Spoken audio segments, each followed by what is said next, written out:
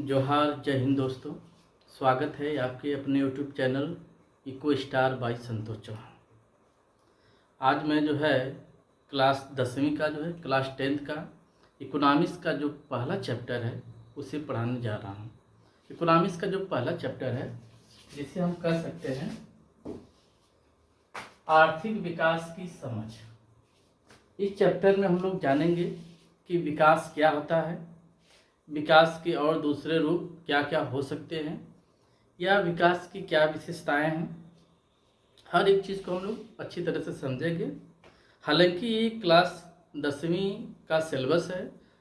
Class 10वीं के syllabus में विकास क्या है इसे मुझे पढ़ाना है, लेकिन ये जो वीडियो है, ये जो टॉपिक्स है उन छात्रों के लिए भी उपयोगी है जो या तो इंटरमीडिएट के हैं, या तो ग्रेजुएशन के, या तो पीजी के हैं, या वे उनको मेंस लिखना है, वे कंपटीशन की तैयारी कर रहे हैं। तो वहाँ पर भी विकास से संबंधित प्रश्न पूछे जाते हैं कि विकास क्या होता है। आइए हम विकास को समझते हैं, बहुत ही सिंपल चीज़ में समझते हैं। पहली चीज़ तो ध्यान दीजिएगा, विकास एक निरंतर प्रक्रिया है। विकास ये लगातार होने वाली एक प्रक्रिया है। विकास एक सतत प्रक्रिया है जो लगातार चलती है, और इसमें बहुत सारी बातें निहित हैं। उन्हीं चीज़ों को हम लोग समझते हैं। पहली चीज़ अगर यहाँ पे हम समझें, विकास एक प्रक्रिया है। विकास क्या है? एक प्रक्रिया है, एक प्रोसेस है जो लगातार जारी रहती है। विकास क्या होती है? लगातार जारी रहती है, लगातार चलती रहती है। इसमें समय के साथ लोगों की आवश्यकताएं और आकांक्षाएं बदलती रहती हैं। विकास का अपना एक स्तर होता है, एक समय विशेष होता है। एक समय विशेष में लोगों की आवश्यकताएं, लोगों की इच्छाएं कुछ और होती है, लेकिन किसी दूसरे समय विशेष में लोगों की आवश्यकताएं और इच्छाएं कुछ और हो जाती हैं। यानी हम देखा जाए, विकास का जो स्तर है ये बदलता रहता है। आज हमारे पास कच्चा मकान है। कच्चा मकान से जब हमारा पक्का मकान होता है तो हम बोलेंगे कि हमारा विकास हो गया। लेकिन अब पक्के मकान से फिर एक बंगला हो गया तो विकास का एक और स्तर हो गया। आज मेरी आवश्यकता है कि मेरे पास एक बाइक हो, तो आज बाइक हो, लेकिन कल ऐसी आवश्यकता हो सकती है कि मेरे पास एक जो 4 व्हीलर हो, या कल और उससे बड़ी आवश्यकता हो सकती है। तो व्यक्ति की जो आवश्यकताएं हैं, जो इच्छाएं हैं, ये बदलती रहती हैं। तो जो विकास का जो स्तर है ये भी बदलता रहता है। आज से 10 साल पहले विकास की कुछ और स्थिति रही होगी किसी देश में, किसी समाज में। 20 साल पहले कुछ और स्थिति रही होगी। वर्तमान में किसी समाज की, किसी क्षेत्र की, या किसी देश की विकास की जो स्थिति है कुछ और है, और भविष्य में कुछ और होगी। तो विकास का जो स्तर है, जो लेवल है, इस समय के साथ साथ बदलता रहता है। समय के साथ साथ लोगों की जो आवश्यकताएं हैं, जो उनकी आकांक्षाएं हैं, जो उनकी इच्छाएं हैं, जो उनकी महत्वाकांक्षाएं हैं, वो बदलती रहती है। विकास एक सतत प्रक्रिया है, ये न रुकने वाली प्रक्रिया है जो लगातार चलती रहती है। इसलिए विकास की दिशा भी बदलती रहती है। विकास समय के साथ इसका स्वरूप बदलता रहता है, ये लगातार चलता रहता है।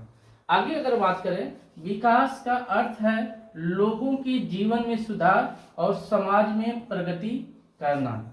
यदि लोगों के जीवन में सुधार हो रहा है, लोगों का जीवन स्तर सुधर रहा है, वे कल से आज बेहतर हो गए हैं। पहले लोगों के कच्चे मकान थे, आज पक्के मकान हो गए। पहले लोगों के घरों में बिजली नहीं होती थी, आज बिजली आ गई है। पहले के घरों में बिजली अगर होती थी तो कूलर नहीं होता था, आज कूलर भी है। कुछ घरों में एसी भी लगा हुआ है। तो लोगों की रहने का, उनके जीने का जो तरीका है, जो उनका जीवन स्तर है, अगर ये बेहतर हो रहा है, एक अच्छे ऊंचे स्तर पे जा रहा है, तो हम इसी को क्या बोलेंगे? विकास बोलेंगे। समाज में प्रगति, समाज प्रगति कर रहा है, ऊंचे शिखर पे जा रहा है, समाज पहले से बेहतर हो रहा है। समाज में लैंगिक असमानता दूर हो रही है, समाज में भेदभाव कम हो रहा है, समाज में भ्रष्टाचार कम हो रहा है, समाज पहले से बहुत बेहतर हो रहा है, बहुत डेवलप हो रहा है। तो ये भी क्या है? प्रकार से विकास है। तो अगर हम विकास की बात करें तो विकास ये कई प्रकार से हो सकता है, या इसे हम कई तरीके के डिफाइन कर सकते हैं। एक विकास होता है जो व्यक्तिगत विकास होता है, सामाजिक विकास होता है, आर्थिक विकास होता है, सांस्कृतिक विकास होता है, नैतिक विकास होता है। तो विकास कई प्रकार के हो सकते हैं। किसी क्षेत्र का विकास हो सकता है, किसी देश का विकास हो सकता है, किसी गांव का विकास हो सकता है, किसी शहर का विकास हो सकता है। और हर जगह विकास की जो स्थिति होगी वो अलग अलग भी हो सकती है। जैसे अगर मैं कहूँ आर्थिक विकास क्या है, तो आर्थिक विकास में हम ये देखेंगे कि व्यक्ति की यदि प्रति व्यक्ति आय बढ़ रही है, किसी देश में प्रति व्यक्ति आय बढ़ रही है, लोगों के जीवन स्तर में सुधार हो रहा है, उत्पादन में वृद्धि के साथ साथ उसका सही तरीके से वितरण हो रहा है, आय विषमता कम हो रही है, यानी आय में समानता आ रही है, तो हम इसे आर्थिक विकास कह सकते हैं। सामाजिक विकास की बात करें, समाज में जो है अंधविश्वास कम हो रहा है, समाज में जो है लैंगिक असमानता कम हो रही है, समाज में भेदभाव कम हो रहा है, समाज में जो है जो ऊंच नीच जात पात था ये सब खत्म हो रहा है। तो हम इसे कहेंगे कि ये हमारा एक सामाजिक विकास है। नैतिक विकास की बात करें, अगर किसी व्यक्ति विशेष में जो है ईमानदारी आ रही है, वो भ्रष्टाचारी नहीं है, उसके अंदर स्वाभिमान डेवलप हो रहा है, अच्छी चीज़ें उसके अंदर आ रही है, तो हम कहेंगे जो है ये व्यक्ति का नैतिक विकास है। एक होता है व्यक्तिगत विकास। व्यक्तिगत विकास में अगर कोई व्यक्ति विशेष जिसके अंदर तकनीकी ज्ञान आ रहा है, कौशल आ रहा है, उसकी क्षमता बढ़ रही है, उसकी योग्यता बढ़ रही है, उसका अनुभव बढ़ रहा है, तो ये व्यक्तिगत विकास हो गया। तो जो विकास है ये कई प्रकार का हो सकता है, इसकी परिभाषाएं भी अलग अलग तरीके से हो सकती हैं। एक होता है क्षेत्रीय विकास। अगर किसी क्षेत्र विशेष में जो है उद्योग धंधे कम हैं, कृषि में पिछड़ापन है, उद्योगों में पिछड़ापन है, तो ऐसी स्थिति में अगर उस क्षेत्र विशेष में जो है औद्योगिक विकास होता है, कृषि विकास होता है, के साथ साथ लोगों को रोजगार के अवसर मिलते हैं, उस क्षेत्र विशेष में बुनियादी आवश्यकताएं बढ़ती हैं, लोगों को शिक्षा का जो स्तर है वो बढ़ता है, स्वास्थ्य की सुविधाएं मिलती है, सुरक्षा मिलता है, तो हम इसे कह सकते हैं कि ये क्षेत्रीय विकास है। तो विकास की कई स्थितियां हो सकती हैं, कई परिभाषाएं हो सकती हैं। तो मोटी मोटा हम विकास के बारे में अगर कहें तो हम इतना कर सकते हैं कि विकास एक अनवरत प्रक्रिया है, ये लगातार चलने वाली प्रक्रिया है। विकास एक सतत प्रक्रिया है, विकास एक सुधार की प्रक्रिया है। ठीक है, चलिए थोड़ा सा आगे बढ़ते हैं। विकास का अर्थ है लोगों के जीवन स्तर को बेहतर बनाना। अगर लोगों का जो जीवन स्तर है अगर वो बेहतर हो रहा है, कल से और आज में बहुत अंतर आ गया, अगर लोगों का जीवन स्तर अगर बेहतर हो रहा है तो ये भी एक विकास है। उन्हें अधिक अवसर प्रदान करना और समाज को अधिक न्याय संगत और समान बनाना। यदि जो है किसी समाज विशेष में लोगों की जीवन स्तर में सुधार हो रहा है, उनमें जो है समान अवसर मिल रहे हैं, समाज को अधिक न्याय संगत बनाया जा रहा है, सबको न्याय मिल रहा है, समान न्याय मिल रहा है, तो हम इसी जो है विकास कर सकते हैं। उदाहरण के तौर पर अगर हम समझे, अगर हम किसी देश की बात करें, अगर देश में विकास का अर्थ हो सकता है लोगों की शिक्षा का स्तर बढ़ जाए, स्वास्थ्य सेवाएं बेहतर हो जाए, उनके पास अधिक रोजगार के अवसर हो। अगर किसी देश विशेष में जो है शिक्षा का स्तर बढ़ जाए, स्वास्थ्य का स्तर बढ़ जाए, रोजगार के अवसर बढ़ जाए जो है, तो ये जो है किसी देश का आर्थिक विकास हो सकता है, मतलब हम इसे आर्थिक विकास कहेंगे। अगर हम समाज की बात करें, किसी समाज में विकास का अर्थ हो सकता है कि लैंगिक समानता बढ़े। किसी समाज में अगर लैंगिक समानता बढ़ रही है, स्त्री और पुरुष का जो अनुपात है ज़्यादा नहीं है बल्कि एक समान है, 1000 पुरुषों के पीछे अगर 1000 महिलाएं हैं तो हम इसे बोलेंगे समाज में पूर्ण समानता है, पूर्ण लैंगिक समानता है। तो अगर समाज में लैंगिक समानता है, भेदभाव कम हो रहा है, जात के नाम पे, धर्म के नाम पे, मजहब के नाम पे जो हम एक दूसरे से जो भेदभाव करते हैं, अगर ये भेदभाव का स्तर कम हो जाए, यानी भेदभाव समाज से भेदभाव यदि समाप्त हो रहा है, लैंगिक समानता कम हो रही है, और इसके अलावा जो है सभी लोग समान रूप से जीवन का आनंद ले सके, तो हम इसे सामाजिक विकास कर सकते हैं। एक आर्थिक विकास हुआ, एक सामाजिक विकास हुआ। बात करते हैं क्षेत्रीय विकास। किसी क्षेत्र में विकास का अर्थ हो सकता है कि बुनियादी ढांचे का विकास हो जाए, जैसे उद्योगों का विकास हो, सड़कें पक्की हो जाए, बिजली की व्यवस्था मिले, 24 घंटे लाइट मिले, पानी की स्वच्छ पानी की सुविधा मिले, स्वास्थ्य सेवाएं बेहतर हो जाए, तो हम इसे क्षेत्रीय विकास कर सकते हैं। तो यहाँ पर हम देख रहे हैं कि विकास का जो स्तर है, इसका जो स्वरूप है, जो इसकी विशेषताएं हैं, ये अपने आप में जो है एक बहुत ही एक जटिल भी है, लेकिन मोटा हम इतना समझ सकते हैं कि विकास एक सतत प्रक्रिया है, ये लगातार चलने वाली प्रक्रिया है। विकास कभी रुकता नहीं, विकास लगातार चलते रहता है, अनवरत एक प्रक्रिया है। और विकास के इस स्तर में, विकास के इस दिशा में जो है लोगों के जीवन स्तर में सुधार होता है, समाज में लैंगिक असमानता कम होती है, समाज में भेदभाव कम होता है, प्रति व्यक्ति आय बढ़ती है, क्षेत्रीय विकास होता है, सामाजिक विकास होता है, आर्थिक विकास होता है, सांस्कृतिक विकास होता है, नैतिक विकास होता है, व्यक्तिगत विकास होता है। यही हमारा क्या है, विकास है। निष्कर्ष तौर पर अगर हम बात करें, विकास एक जटिल प्रक्रिया है। विकास एक जटिल प्रक्रिया है जो विभिन्न क्षेत्रों में सुधारों को शामिल करती है। अगर किसी क्षेत्र विशेष में, किसी समाज विशेष में, किसी देश में अगर सुधार हो रहा है, सुधार की प्रक्रिया जो है ना, सुधारों को शामिल करती है, यानी इसमें सुधार हो रहा है। सुधार का मतलब लोगों के जीवन स्तर में सुधार हुआ, समाज में जो भेदभाव है, जो कुरीतियां हैं, जो बुराइयां, जो आडंबर है, अगर उसमें सुधार हो रहा है, राजनीति में जो भ्रष्टाचार है, जो करप्शन है, अगर उसमें सुधार हो रहा है, विभागों में जो भ्रष्टाचार जो चल रहा है, या जो संस्थाएं हैं, चाहे सरकारी संस्थाएं हैं, चाहे प्राइवेट संस्थाएं हैं, यदि उन संस्थाओं में जो है जो कर्मचारी सही तरीके से काम कर रहे हैं, अपनी जिम्मेदारी को समझ रहे हैं, तो ये भी एक विकास है। कहने का मतलब है कि यदि समाज में, जिस क्षेत्र में, जिस देश विशेष में अगर सुधार हो रहा है, किसी भी क्षेत्र में यदि सुधार हो रहा है, तो यही तो विकास है। ये लोगों के जीवन स्तर में, लोगों के जीवन में सुधार लाने और समाज को बेहतर बनाने का एक महत्वपूर्ण तरीका है। क्या है? एक महत्वपूर्ण तरीका। विकास एक जटिल प्रक्रिया है जो विभिन्न क्षेत्रों में सुधार शामिल करती है, लोगों के जीवन में सुधार लाने और समाज को बेहतर बनाने का एक महत्वपूर्ण तरीका है। तो ये रहा हमारा विकास, और विकास की विशेषताएं भी आपने देखी।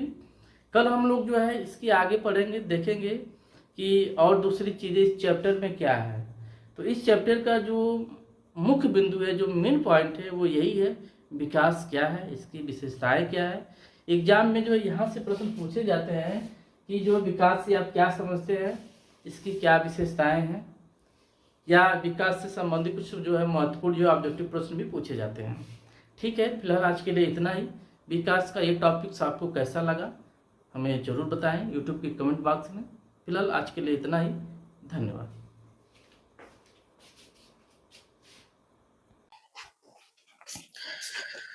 जोहार, जय हिंद दोस्तों, स्वागत है आपके अपने YouTube channel eco star by Santosh Chauhan. आज के वीडियो में जो है हम लोग जो एक बहुत ही महत्वपूर्ण रिपोर्ट जो है EHTR, मानव विकास रिपोर्ट जिसको बोलते हैं, मानव विकास रिपोर्ट दिखाई दे रहा है, मानव विकास रिपोर्ट।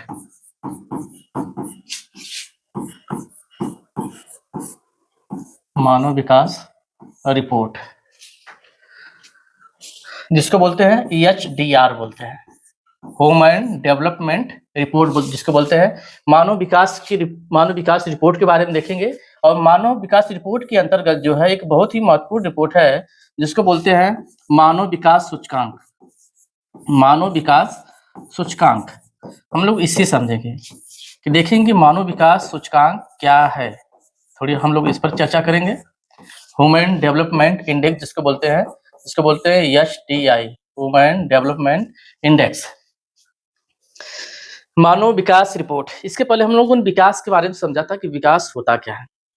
विकास एक लगातार निरंतर चलने वाली एक प्रक्रिया है।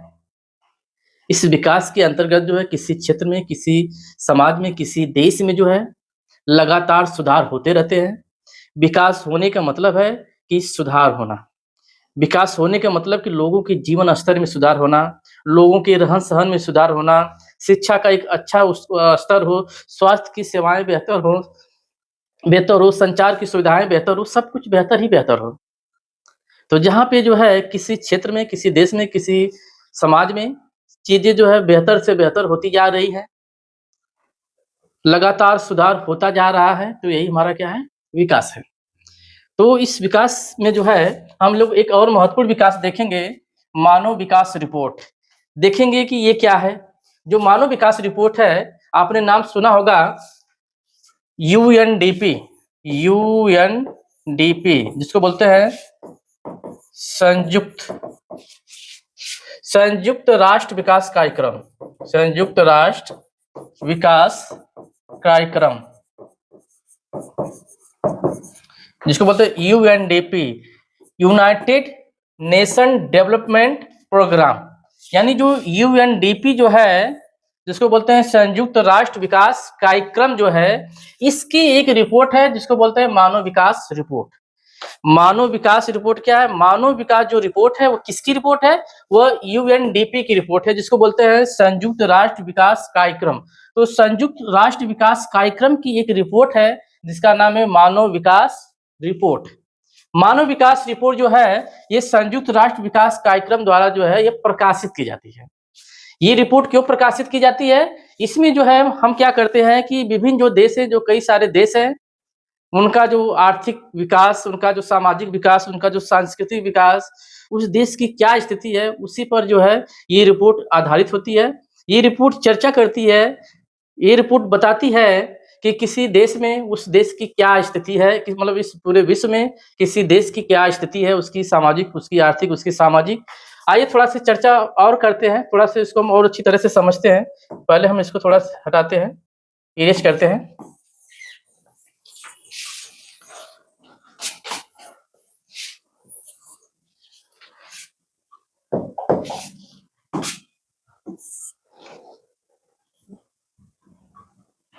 ये एक रिपोर्ट है, हम लोग इसी पे चर्चा करेंगे। UNDP की अपनी एक रिपोर्ट है, शायद आपको दिखाई दे रहा होगा अच्छी तरह से। हाँ, चलिए, मानव विकास रिपोर्ट HDR क्या है? मानव विकास जो है, मानव विकास एक ऐसी रिपोर्ट है जो संयुक्त राष्ट्र विकास कार्यक्रम यानी UNDP द्वारा प्रकाशित की जाती है। यानी जो मानव विकास रिपोर्ट है, जो HDR है, वह UNDP द्वारा प्रकाशित की जाती है। UNDP का अगर पूरे नाम की अगर हम बात करें कि UNDP का पूरा नाम क्या है, तो इसको कह सकते हैं यूनाइटेड नेशन डेवलपमेंट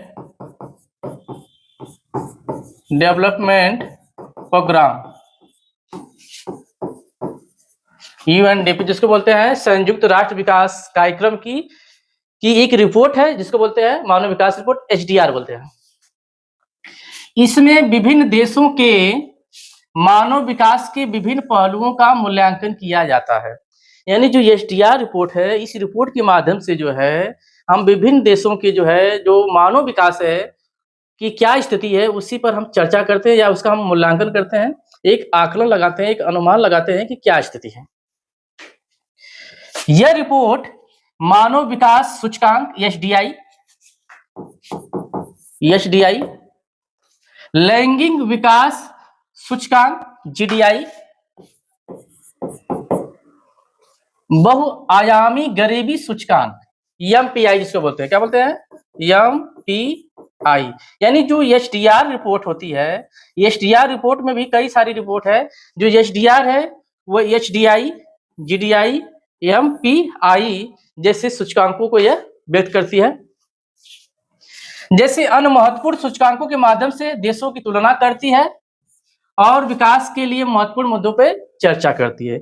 एसडीआई एक रिपोर्ट है जो यूएनडीपी द्वारा प्रकाशित की जाती है। इस रिपोर्ट में जो है कई तरह के सूचकांक होते हैं। वे सूचकांक कुछ इस तरह है, एसडीआई जिसको बोलते हैं ह्यूमन डेवलपमेंट इंडेक्स, मानव विकास सूचकांक। एक होता है जीडीआई, जेंडर डेवलपमेंट इंडेक्स, लैंगिक विकास सूचकांक।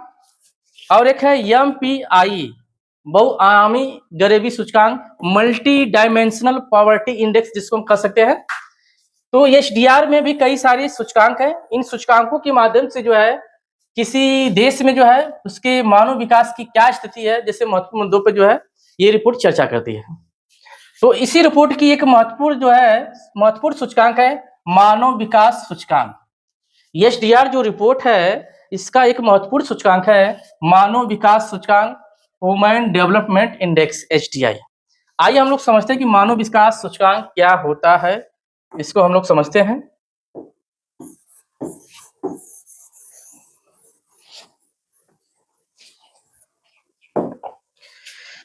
मानव विकास सूचकांक एक सांख्यिकी तरीका है, ये एक सांख्यिकी तकनीक है, एक तरीका है जिसका उपयोग किसी देश में रहने वाले लोगों के सामाजिक और आर्थिक विकास को मापने में किया जाता है। किसी देश में लोगों का सामाजिक और आर्थिक विकास कितना हुआ है, किसी देश में लोगों का सामाजिक और आर्थिक विकास कितना हुआ है, इसी को जो है मापने में जो है मानव विकास सूचकांक का प्रयोग किया जाता है। यानी मानव विकास सूचकांक जो है एक तकनीक है, एक तरीका है, एक सांख्यिकी तरीका है जो ये नापती है, जो ये मापन करती है कि किसी देश में लोगों का जो है सामाजिक और आर्थिक विकास की क्या स्थिति है। यूएनडीपी द्वारा प्रकाशित मानव विकास सूचकांक में विकास के 3 महत्वपूर्ण मापदंड अपनाए गए हैं। जो हमारा जो एसडीआई है, एचडीआई मानव विकास सूचकांक, मानव विकास सूचकांक यानी जो एचडीआई जो मानव विकास सूचकांक है, ये महत्वपूर्ण जो है 3 मापदंडों पे काम करती है। महत्वपूर्ण 3 पहलुओं को लेकर ये सूचकांक बनाया जाता है। पहला इसका जो पहलू है शिक्षा, क्या है, शिक्षा, या हम इसको कह सकते हैं साक्षरता। एचडीआई जो है मानव विकास सूचकांक जब बनाया जाता है तो ये देखा जाता है कि किसी देश में विशेष में शिक्षा का क्या स्थिति है, मतलब वहां की साक्षरता की क्या स्थिति है। साक्षरता बहुत अधिक है कि बहुत कम है कि मीडियम है। अगर साक्षरता की स्थिति बहुत बेहतर है तो मानव विकास सूचकांक भी बहुत ही बेहतर आएगा। तो 3 मापदंड है, ये देखा जाता है कि शिक्षा या साक्षरता की स्थिति क्या है। दूसरा चीज है स्वास्थ्य।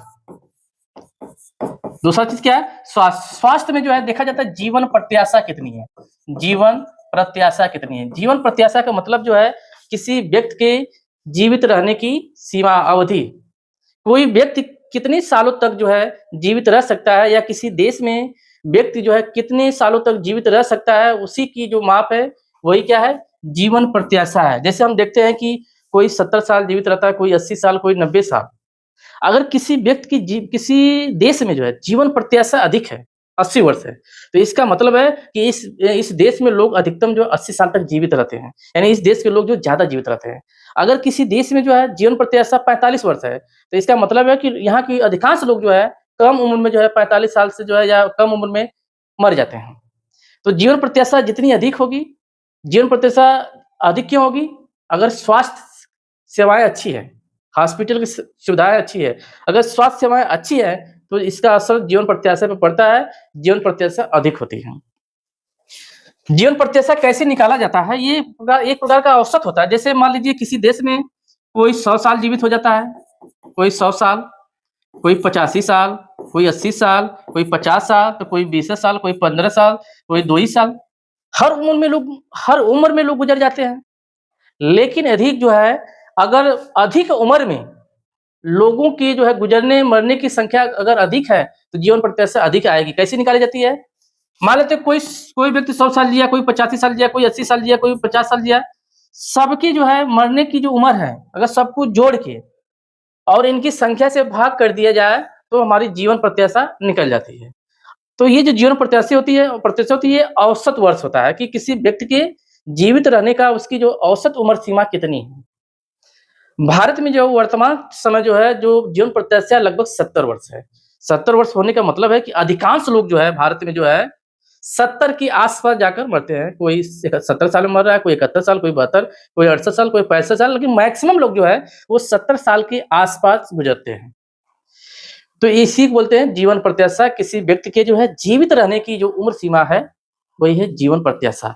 तो किसी देश विशेष में यदि शिक्षा का स्तर, साक्षरता बहुत अधिक है, स्वास्थ्य सेवाएँ बहुत बेहतर है, यानी जीवन प्रत्याशा बहुत अधिक है, तो वहाँ का मानव विकास सूचकांक भी बहुत ही बेहतर आता है। तीसरा जो इसका मापदंड है, तीसरा अगर इसका देखा जाए, इसका मापदंड,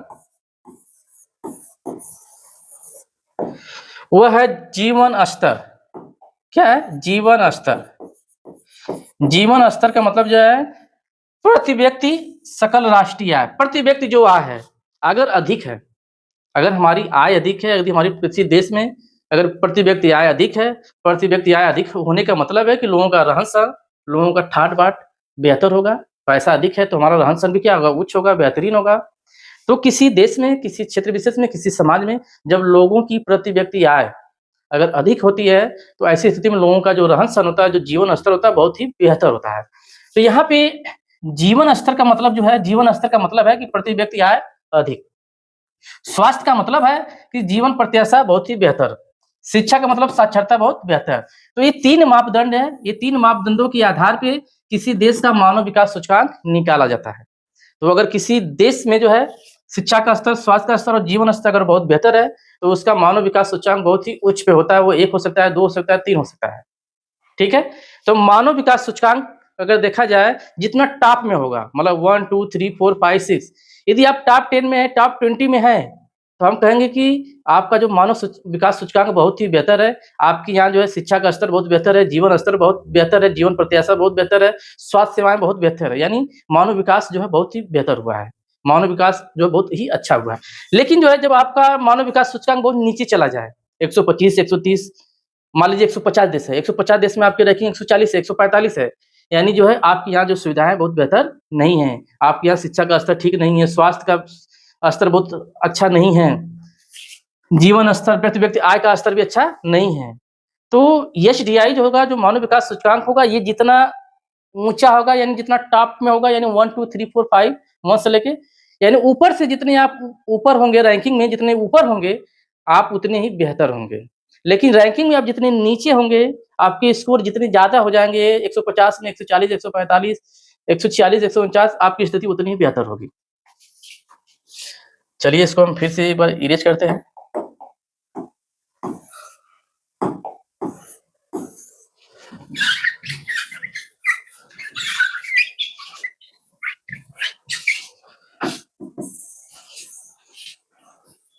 इसको एक बार आप देख लीजिएगा, नोट्स बना लीजिएगा, आप लोग जो है अच्छी तरह से नोट्स बना लीजिएगा। भारत की अगर रैंकिंग की बात करें तो 2022 में भारत की जो रैंकिंग थी 134 रैंक थी। लगभग 189 देश थे। 189 देशों में भारत की जो रैंकिंग थी 134 रैंकिंग थी। ये रैंकिंग बहुत ही बेहतर नहीं मानी जाएगी। 189 में 134 रैंक। आप जब जो है 189 देशों में जब आपकी रैंकिंग जो है 1 से लेके 20 में, 1 से लेके 50 में जो है जितना ऊँचाई पे रहेंगे, उतना बेहतर माना जाता है। 2023 में जो है रैंकिंग में थोड़ा-सा सुधार होता है, 130 हो जाता है। 24 में भी यही रैंकिंग है, 130। तो 189 देशों में भारत की जो रैंकिंग है, 130 है। ये पूछा जाता है कि 2024 में जो है मानव विकास सूचकांक में जो कि में जो है मानव विकास सूचकांक में जो है भारत की रैंकिंग 2024 में कितनी थी? तो कितनी थी 2024 में? 130 थी। तो भारत को अपनी रैंकिंग सुधारना होगा। अगर भारत को अपना एसडीआई जो है, भारत को अपना मानव विकास सूचकांक यदि सुधारना है, एसडीआई को सुधारना है, तो भारत को क्या करना होगा? शिक्षा का स्तर और बढ़ाना होगा, साक्षरता और बढ़ानी होगी, स्वास्थ्य की सेवाएँ और हर हर गली मोहल्ले में जो है स्वास्थ्य की सेवाएँ बढ़ानी होंगी, हॉस्पिटल बढ़ाने होंगे, डॉक्टर बढ़ाने होंगे, तभी जाकर जीवन प्रत्याशा बढ़ेगी, लोग अधिक से अधिक जी सकेंगे। जीवन स्तर सुधारना है तो प्रति व्यक्ति आय बढ़ानी होगी, हर व्यक्ति की जब प्रति व्यक्ति आय बढ़ेगी, लोगों का जीवन स्तर बढ़ेगा, लोग अधिक जीवित होंगे, लोगों में साक्षरता जब अधिक होगी, लोग अधिक पढ़े लिखेंगे, तो ऐसी स्थिति में भारत का जो मानव विकास सूचकांक है वो और बेहतर होता जाएगा। तो आपको समझ में आ गया होगा कि जो एसडीआर है ये एक रिपोर्ट है जो यूएनडीपी संयुक्त राष्ट्र विकास कार्यक्रम के द्वारा ये रिपोर्ट प्रकाशित की जाती है। एसडीआर में जो है तीन क्या कई सारे महत्वपूर्ण सूचकांक होते हैं, जैसे एसडीआई होता है, जीडीआई होता है और ईएमपीआई होता है, और भी सूचकांक हो सकते हैं। तो इस एसडीआर की एक महत्वपूर्ण रिपोर्ट है एचडीआई मानव विकास सूचकांक, जो कि एक सांख्यिकी तकनीक है, एक तरीका है। ये जो है किसी देश में मानव का सामाजिक और आर्थिक विकास देखा जाता है। यानी एसडीआई में ये देखा जाता है कि किसी देश में किसी व्यक्ति का जो है उसका सामाजिक और आर्थिक विकास कितना बेहतर हुआ है। और आर्थिक और सामाजिक विकास बेहतर जो है जानने के लिए, मापने के लिए जो है 3 तरह के मापदंड अपनाए जाते हैं। पहला है शिक्षा, दूसरा है स्वास्थ्य और तीसरा है जीवन स्तर। तो शिक्षा, स्वास्थ्य और जीवन स्तर के आधार पे जो है किसी देश का मानव विकास सूचकांक निकाला जाता है, एसडीआई निकाला जाता है। जब एसडीआई निकल जाता है तो इस रिपोर्ट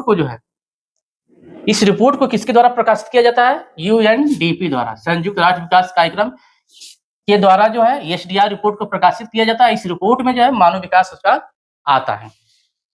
तो ये हमारा रहा एसडीआर मानव विकास रिपोर्ट और मानव विकास सूचकांक। कल हम लोग जो है कुछ और चीजें पढ़ेंगे इस चैप्टर में। आज के लिए फिलहाल इतना ही। आपको वीडियो कैसा लगा यूट्यूब के कमेंट बॉक्स में हमें जरूर बताएं। आज के लिए इतना ही, धन्यवाद।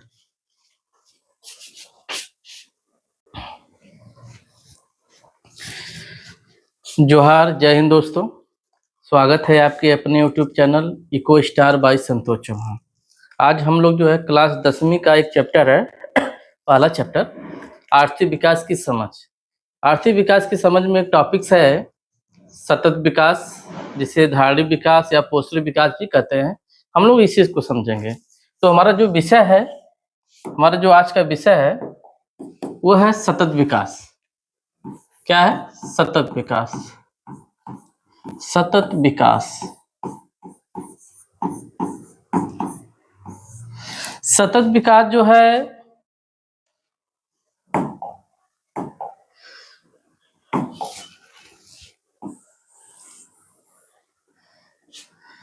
सतत विकास को हम लोग जो है धारणीय विकास भी बोलते हैं। क्या बोलते हैं? धारणीय विकास भी बोलते हैं, धारणीय विकास भी कहते हैं, या इसको जो है पोषणीय विकास भी कहते हैं। क्या कहते हैं? पोषणीय विकास, पोषणीय विकास भी कहते हैं। कई नाम है इसके, लेकिन अगर हम बात करें इंग्लिश की, अगर बात करें तो इंग्लिश में सबके नाम सेम है। इंग्लिश में सबके नाम क्या है? सबके नाम सेम है, जिसको हम बोलते हैं sustainable development. Sustainable development, development, sustainable development. समझते हैं ये होता क्या है? सतत विकास, धारणीय विकास, पोषणीय विकास, सबके नाम जो है, सबका मतलब एक ही है। समझते हैं सतत विकास होता क्या है। देखिए, सतत विकास जो है आर्थिक विकास की एक प्रक्रिया है। सतत विकास भी आर्थिक विकास की एक प्रक्रिया है। इस प्रक्रिया में जो है, इसके अंतर्गत जो है ये देखा जाता है कि जो हमारी वर्तमान पीढ़ी है और जो आने वाली पीढ़ी है, वर्तमान पीढ़ी और आने वाली पीढ़ी, तो वर्तमान पीढ़ी और आने वाली पीढ़ी की जो आवश्यकताएं हैं, जो जरूरतें हैं, वो पूरी होती रहे, लेकिन इस दौरान जो है पर्यावरण को या प्राकृतिक संपत्ति को कोई नुकसान न हो। यानी प्राकृतिक संपत्ति और पर्यावरण को जो है बिना नुकसान पहुंचाए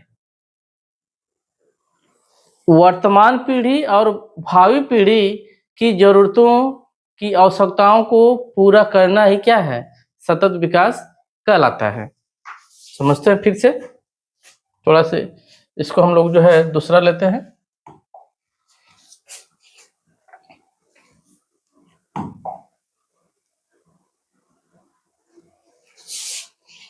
इरेज कर लेते हैं।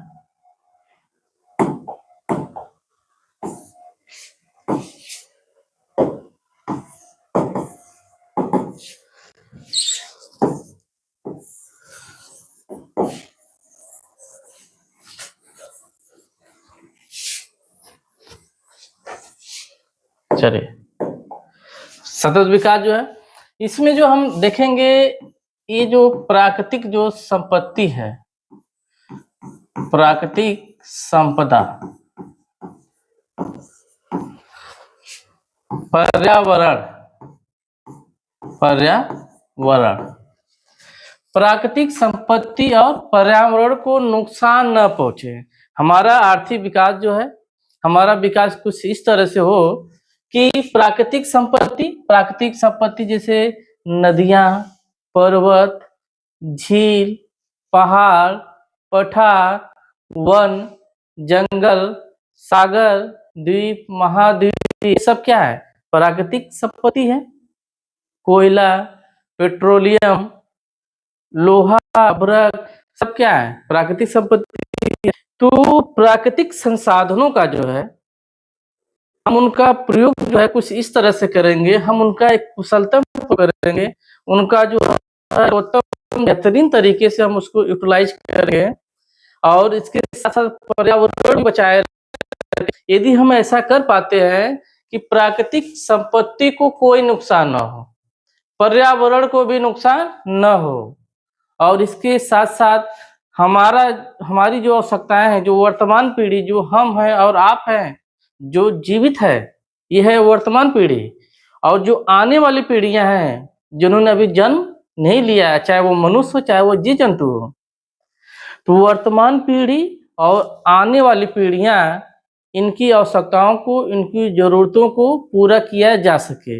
यानी आर्थिक धारणीय विकास या सतत विकास की ऐसी प्रक्रिया है, इस प्रक्रिया के अंतर्गत ये प्रयास किया जाता है कि प्राकृतिक संपदा और पर्यावरण को नुकसान पहुंचाए बिना जो है वर्तमान पीढ़ी और भावी पीढ़ी की आवश्यकताओं को, जरूरतों को पूरा करना, ये क्या कहलाता है?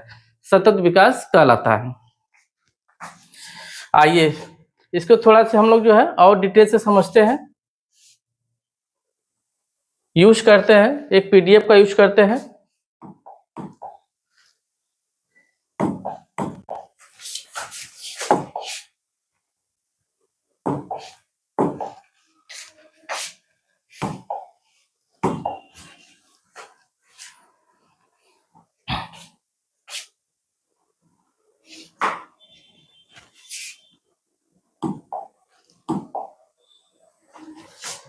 जैसा कि आप देख पा रहे होंगे,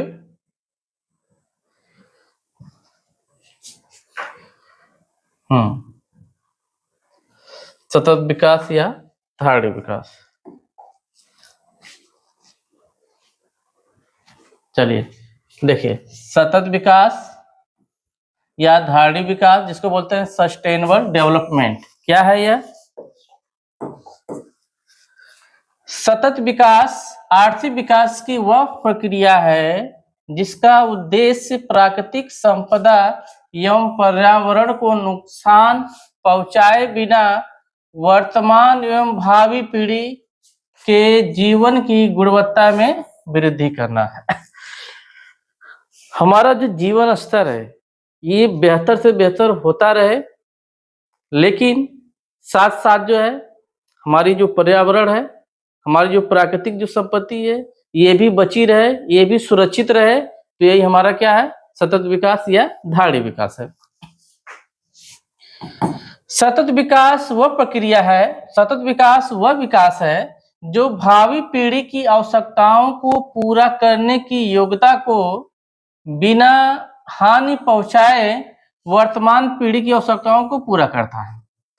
सतत विकास एक ऐसी प्रक्रिया है जो भावी पीढ़ियां हैं, जो आने वाली पीढ़ियां हैं, जिन्होंने अभी जन्म नहीं लिया है, चाहे वो मनुष्य हो चाहे जीव जंतु हो, तो सतत विकास जो है, जो भावी पीढ़ियां हैं, उनकी आवश्यकताओं को सुरक्षित रखने या उनकी आवश्यकताओं को भी पूरा करती है।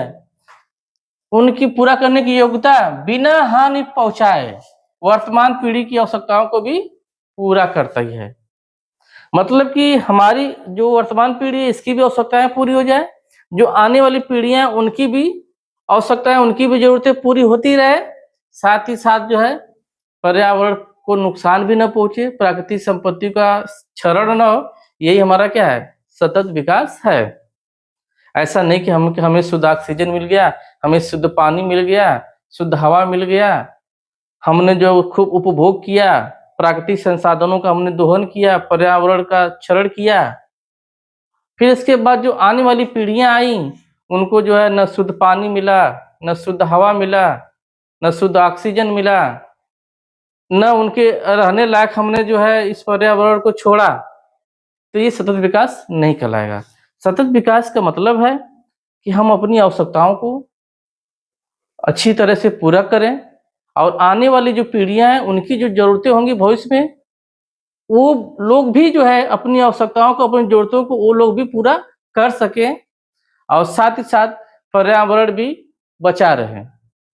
तो पर्यावरण को बिना नुकसान पहुंचाए, प्राकृतिक संपत्ति और पर्यावरण को बिना नुकसान पहुंचाए यदि हम आप वर्तमान पीढ़ी और भावी पीढ़ी की आवश्यकताओं को पूरा कर पाने में सक्षम है, तो यही क्या है, सतत विकास है, धाड़ी विकास है या पोषणी विकास है।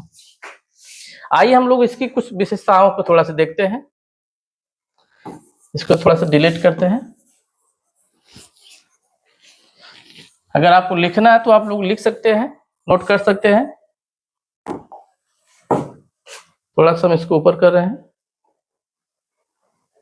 चलिए विशेषताएं देखते हैं। संसाधनों का बुद्धिमानी से होना ताकि भविष्य के लिए भी उपलब्ध रहे। हमारी जो संसाधन है, जो प्राकृतिक संसाधन है, जो नदियां हैं, जो पर्वत है, जो पहाड़ है, जो पठार है, जो वन है, जंगल है, कोयला है, सागर है, महाद्वीप है, सागरी जो जीव जंतु हैं, हर तरफ अगर देखा जाए पूरी जो प्रकृति है वो प्राकृतिक संसाधनों से भरी पड़ी हुई है। तो हम अपने इस प्राकृतिक संसाधनों का जो है बहुत ही जो है बुद्धिमानी से, बहुत ही कुशल पूर्वक जो है इन संसाधनों का प्रयोग करेंगे। ये हमारा क्या है, सतत विकास है। और भविष्य के लिए भी जो है इसका इस तरह से प्रयोग करेंगे कि भविष्य के लिए भी ये बची रहे, उपलब्ध रहे। दूसरा, विकास को इस तरह से संचालित करना जो सभी के लिए लाभप्रद हो और दीर्घकाल में आर्थिक स्थिरता कायम रहे। हम जो विकास को जो है इस तरह से आगे बढ़ाएंगे, विश्व विकास कुछ इस तरह से करेंगे जो है कि जो है इस सभी के लिए क्या हो, लाभदायक हो, हमारे लिए भी लाभदायक हो, जो जीव जंतु है उनके लिए भी लाभदायक हो, और जो आने वाली पीढ़ियां हैं उनके लिए भी क्या है, लाभदायक हो और लंबे समय तक लाभदायक हो, दीर्घकाल में आर्थिक स्थिरता कायम रहे। तीसरा, प्रदूषण को कम करना और अपशिष्टों का प्रभावी ढंग से प्रबंधन करना। प्रदूषण को कम करना, हम सतत विकास, धाड़ी विकास को इस तरह से करेंगे कि प्रदूषण है, जो प्रदूषण है वो कम होता चला जाए। इसके अलावा जो अपशिष्ट पदार्थ हैं, जो सड़े गले पदार्थ हैं, जो किचन से निकलते हैं, फैक्ट्रियों से निकलते हैं, उद्योग धंधों से निकलते हैं, जो अपशिष्ट पदार्थ हैं उसका सही तरीके से प्रबंधन करना भी क्या है, सतत विकास है। ये इसकी विशेषता है कि सतत विकास में जो है प्रदूषण को कम करने का प्रयास किया जाता है और अपशिष्टों का जो है सही तरीके से प्रबंधन किया जाता है। चौथा, सभी के लिए समान अवसर प्रदान करना। जब हम सतत विकास की प्रक्रिया से गुजरते हैं या इस विकास की नीति को अपनाते हैं तो ये सभी को जो है समान अवसर प्रदान करता है। पांचवा है, सतत विकास के लक्ष्यों को प्राप्त करने के लिए दुनिया भर के देशों के बीच सहयोग करना। सतत विकास के कुछ गोल हैं, कुछ ऑब्जेक्टिव हैं, लगभग 17-18 जो इसके गोल हैं। तो इसके उद्देश्यों को पूरा करने के लिए दुनिया भर के देशों के साथ सहयोग करना भी ये सतत विकास का एक विशेषता है, एक पार्ट है। तो आपने देखा सतत विकास क्या है, धाड़ी विकास क्या है या पोषणी विकास क्या है। ठीक है, और वीडियो आपको कैसा लगा यूट्यूब के कमेंट बॉक्स में जरूर बताइएगा। इसके अलावा मेरा एक प्रश्न है जिसकी आंसर आप जो है यूट्यूब के कमेंट बॉक्स में देंगे। अगर आप मेरे वीडियो देखते हैं तो जरूर कमेंट कीजिएगा। पहला जो प्रश्न है STR, मानव विकास रिपोर्ट, इस रिपोर्ट का प्रकाशन कौन सी संस्था करती है? मानव विकास रिपोर्ट जो है वो कौन सी संस्था प्रकाशित करती है? और दूसरा जो क्वेश्चन है यूएनडीपी का पूरा नाम क्या है? यूएनडीपी का पूरा नाम क्या है? यदि आप हमारे वीडियो को देखते हैं तो जरूर यूट्यूब के कमेंट बॉक्स में एक कमेंट करके हमें बताइएगा, जिससे मुझे पता चलेगा कि वाकई आप देख रहे हैं वीडियो को, और मैं आपके लिए बेहतर से बेहतर वीडियो बना सकूं। फिलहाल आज के लिए इतना ही। कैसा लगा हमें जरूर बताइएगा। धन्यवाद।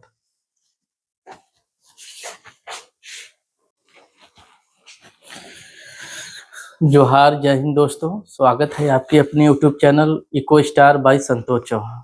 आज हम लोग देखेंगे जो है अर्थशास्त्र का एक बहुत ही महत्वपूर्ण जो टॉपिक्स है शिशु मृत्यु दर।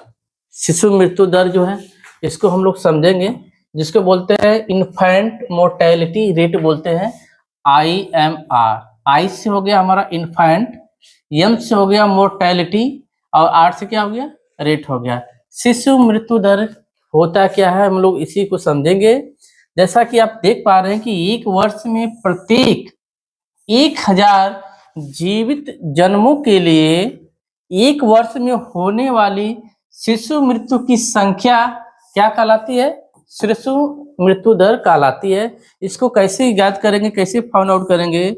शिशु मृत्यु दर IMR बराबर होगा एक वर्ष से कम आयु के बच्चों की मृत्यु की संख्या बटे एक वर्ष में कुल जीवित जन्मों की संख्या गुणे 1000। ये इसका फॉर्मूला है और हमारा शिशु मृत्यु दर निकल जाता है। हम इसको समझते हैं, थोड़ा बेहतर तरीके से समझते हैं कि जो शिशु मृत्यु दर है, शिशु मृत्यु जो दर है इसको जो है हम कैसे फाइंड आउट करेंगे? शिशु मृत्यु दर हम देखेंगे कि एक वर्ष में, एक साल के अंदर, यानी 365 दिन के अंदर, 365 दिन के अंदर जो है कितने बच्चों ने जन्म लिया, कितने बच्चों ने जन्म लिया जो जीवित रहे। फिर ये देखेंगे कि एक वर्ष के अंदर जिन बच्चों ने जन्म लिया उनमें मरने वालों की संख्या कितनी है। इन दोनों का जो अनुपात है, इन दोनों को डिवाइड कर देंगे, इंटू 1000 कर देंगे तो हमको पता चल जाएगा कि 1000 के पीछे जो है मरने वाले बच्चों की क्या स्थिति है, उनकी संख्या कितनी है, जिससे हमारा शिशु मृत्यु दर निकल जाएगा। कैसे देखेंगे? पहले हम देखेंगे कि एक वर्ष में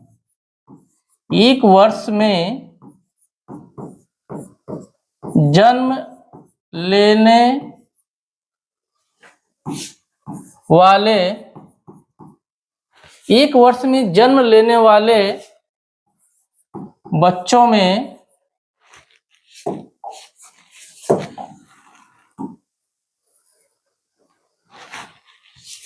एक वर्ष में जन्म लेने वाले बच्चों में मरने वाले बच्चों की संख्या, शिशुओं की संख्या, बच्चों की संख्या।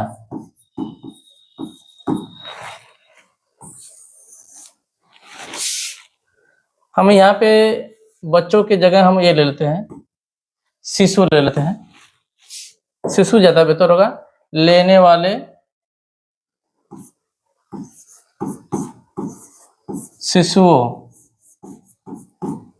शिशुओं में मरने वाले, थोड़ा सा मिटाते हैं और पतला करते हैं पेन को, पेन थोड़ा मोटा हो गया है। हाँ,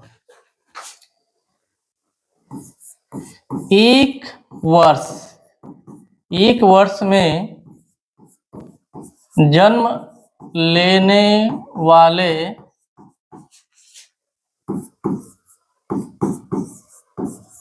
शिशुओं में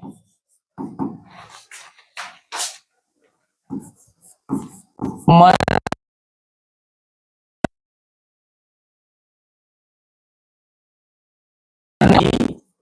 संख्या की संख्या। हम देखेंगे कि एक साल में जितने बच्चों ने, जितने शिशुओं ने जन्म लिया है, उसमें कितने लोग मर गए, उनकी संख्या कितनी है, यानी मरने कितनी है। फिर देखेंगे डिवाइडेड एक वर्ष में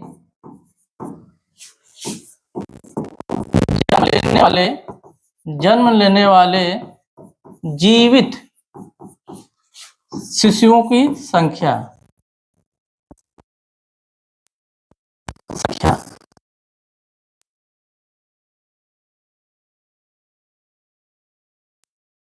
हमारा जो है शिशु मृत्यु दर निकल जाता है। देखेंगे कि एक वर्ष के अंदर कितने जीवित बच्चों ने जन्म लिया, मतलब वो कितने जीवित बच्चे रहे। एक वर्ष के अंदर जितने बच्चों ने जन्म लिया जो जीवित रहे वो नीचे रहेगा। फिर देखेंगे कि इन जीवित बच्चों में से कितने बच्चे जो है मर गए, कितने बच्चे गुजर गए, वो क्या रहेगा, ऊपर रहेगा। यानी एक वर्ष में जन्म लेने वाले शिशुओं में मरने वाले शिशुओं की संख्या बटे एक वर्ष में जन्म लेने वाले जीवित शिशुओं की संख्या गुणे 1000 कर देंगे तो हमको निकल जाएगा शिशु मृत्यु दर निकल जाएगा। जैसे हम इसको ऐसे समझेंगे, मान लेते हैं किसी क्षेत्र विशेष में जो है, मान लेते हैं पलामू की बात करते हैं, पलामू की बात करते हैं। पलामू में एक वर्ष में जो है, एक वर्ष में जो है, मान लेते हैं कि यहाँ पे जो है एक वर्ष में जो 500 बच्चों ने जन्म लिया। कितने बच्चों ने जन्म लिया? 500 बच्चों ने जन्म लिया। यानी जीवित बच्चों की, जीवित शिशुओं की संख्या कितनी हो गई? 500 हो गई। इन 500 में जो है एक वर्ष के अंदर मान लेते हैं कि 50 बच्चों की मृत्यु हो गई, 50 शिशुओं की मृत्यु हो गई, तो ये ऊपर हो जाएगा। यानी जो है मरने वाले शिशुओं की संख्या ऊपर रहेगी और जीवित रहने वाले जो है शिशु संख्या कितनी रहेगी? वो नीचे रहेगी। 500 जीवित बच्चों ने जन्म लिया एक साल के अंदर, 500 कितने शिशु मर गए? 50 मर गए। और गुणे क्या कर देंगे? गुणे 1000 कर देंगे तो हमको मालूम हो जाएगा शिशु मृत्यु दर क्या है। तो हल कर लेते हैं। इसका 2 जीरो, इसके 2 जीरो से कट गया। 5 से 50 में भाग कर देंगे तो 10 आ जाएगा। 10 से यहाँ पे भी एक जीरो बचा हुआ है, 10 से इस 10 में गुणा कर देंगे कितना आ जाएगा? 100 आ जाएगा। फिर से देखते हैं, थोड़ा सा कट पिट गया। ऊपर 50 है, नीचे 500 है, गुणे 1000, गुणे 1000। ये जीरो इससे कट गया, ये जीरो इससे कट गया। 5 दूनी 10 और 50 का 2 में गुणा कर देंगे तो 100। तो शिशु में जो है पलामू का कितना आ गया? 100। कितना आ गया? 100। यानी 1000 जीवित बच्चों में जो है मरने वाले शिशुओं की संख्या कितनी है? 100। शिशु मृत्यु दर कितना आ जाएगा? 100। इसको हम जो है थोड़ा एक पीडीएफ के माध्यम से समझते हैं शिशु मृत्यु दर को थोड़ा बेहतर तरीके से। अगर आप नोट्स लिखना चाहें तो आप लिख सकते हैं।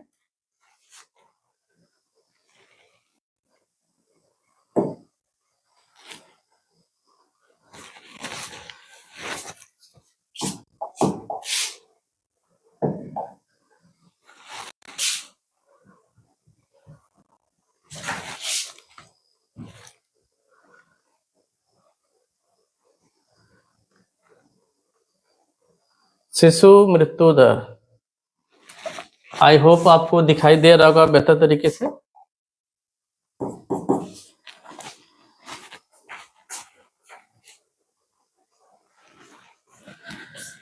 देखिए क्या लिखा है, शिशु मृत्यु दर। इसे आप नोट करेंगे, यदि आप मेरे वीडियो को देख रहे हैं, पढ़ रहे हैं तो आप लोग नोट करेंगे।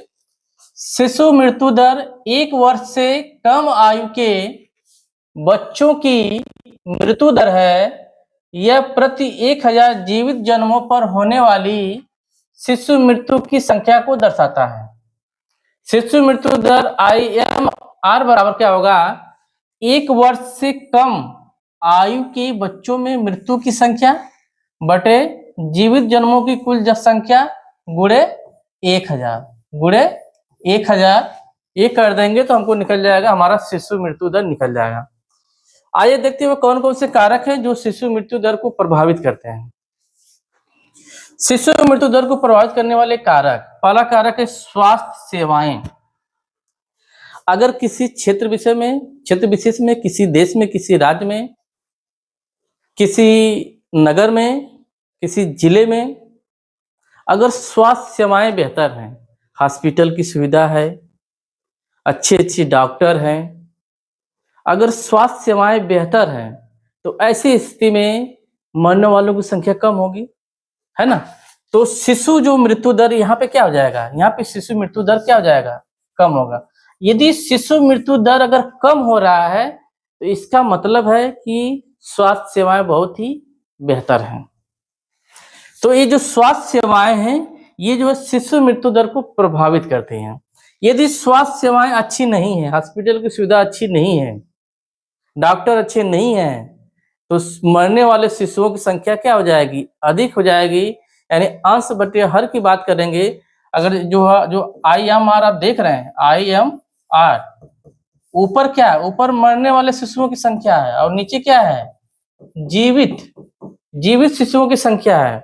अगर स्वास्थ्य सेवाएं बेहतर नहीं होंगी, अच्छे डॉक्टर नहीं होंगे, हॉस्पिटल सुविधाएं नहीं रहेंगी तो इलाज सही तरीके से नहीं हो पाएगा। तो ऐसी स्थिति में जो है मरने वाले शिशुओं की संख्या यानी जो शिशु जो अंश है वो अधिक हो जाएगा और जीवित रहने वाली संख्या कम हो जाएगी। तो ऐसी स्थिति में जो IMR होगा वो अधिक हो जाएगा, यानी शिशु मृत्यु दर अधिक हो जाएगा, बढ़ जाएगा। तो ये स्वास्थ्य सेवाएं जो है ये प्रभावित करती हैं शिशु मृत्यु दर को। स्वास्थ्य सेवाएं अगर बेहतर हैं तो शिशु मृत्यु दर कम होगा, यदि स्वास्थ्य सेवाएं अच्छी नहीं है तो शिशु मृत्यु दर अधिक होगा। पोषण और स्वच्छता, जो शिशु जन्म ले रहे हैं अगर उनको अच्छा आहार मिल रहा है, अच्छा भोजन मिल रहा है, अच्छा पोषण मिल रहा है, उनकी देख रेख अच्छी तरह से हो रही है और उनकी स्वच्छता का पूरा ख्याल रखा जा रहा है, गंदगी नहीं फैलाई जा रही है, बच्चे के कपड़ा साफ सुथरा है और उसका ख्याल अच्छी तरह से किया जा रहा है, उसे पौष्टिक भोजन दिया जा रहा है, तो ऐसी स्थिति में मरने वाले शिशुओं की संख्या कम हो जाएगी, यानी ऊपर जो अंश है वो कम हो जाएगा और जीवित रहने वालों की संख्या बढ़ जाएगी, जीवित लोग अधिक रहेंगे। अंश कम हो गया, हर अधिक हो गया, तो IMR जो होगा वो क्या हो जाएगा, IMR क्या हो जाएगा, कम हो जाएगा, यानी शिशु मृत्यु दर कम हो जाएगा। तो यहाँ पर हम देख रहे हैं कि पोषण और स्वच्छता भी क्या करता है, ये शिशु मृत्यु दर को प्रभावित करता है। अगर देश में, राज्य में, क्षेत्र में पोषण और स्वच्छता की बेहतर सुविधाएं हैं, ये बहुत भी बेहतर है, तो शिशु मृत्यु दर कम होगा। अदरवाइज अगर पोषण और स्वच्छता की स्थिति अच्छी नहीं है, बदतर है, खराब है, तो शिशु मृत्यु दर बढ़ जाएगा। टीकाकरण, शिशु जब जन्म लेता है तो जन्म लेने के कुछ दिनों बाद उसे कई सारे टीके लगाए जाते हैं। ये टीके उनको इसलिए लगाए जाते हैं कि जो उनकी प्रतिरोधक क्षमता को बढ़ाता है, बीमारियां उनको नहीं पकड़ती हैं और बच्चे का जो ग्रोथ है उसका विकास अच्छी तरीके से होता है। तो अगर जो टीकाकरण की स्थिति बेहतर है, समय समय से बच्चों को टीके लगाए जाते हैं, तो शिशु मृत्यु दर कम हो जाएगा। अदरवाइज जो है अगर टीकाकरण की स्थिति अच्छी नहीं तो शिशु मृत्यु दर क्या जाएगा, बढ़ जाएगा। तो टीकाकरण भी क्या करता है, ये भी प्रभावित करता है, ये भी प्रभावित करता है। आइए देखते हैं, अगर बच्चे को जो है स्वच्छ साफ सुथरा पानी अगर पिलाया जाता है तो बच्चे का हेल्थ बेहतर रहेगा। अदरवाइज जो है अगर हम बच्चे को गंदा पानी पिलाएंगे, गंदगी में रखेंगे, उसका जो हेल्थ खराब होगा और हैजा होगा, दूसरी तरह की बीमारियां होंगी जो है ना। तो ऐसी स्थिति में जो है शिशु जो मृत्यु दर है वो बढ़ जाएगा। लेकिन जो है अगर हम पानी की सुविधा बेहतर रखते हैं, साफ सुथरा पानी बच्चे को पिलाते हैं, तो जो है इससे जो है बच्चे की जो लाइफ है, जो उसका जीवन है वो सुचारू रूप से चलता रहेगा, यानी शिशु मृत्यु दर क्या हो जाएगी, कम हो जाएगी। मातृ स्वास्थ्य, माता का जो स्वास्थ्य अगर वो बेहतर है, माँ का जो स्वास्थ्य अगर बेहतर है, माँ अपना ख्याल अच्छी तरह से रख रही है, माँ पौष्टिक भोजन ले रही है, अपने हेल्थ को मेंटेन की है, सफाई से रह रही है, तो उसका असर उसके बच्चे पर भी पड़ता है।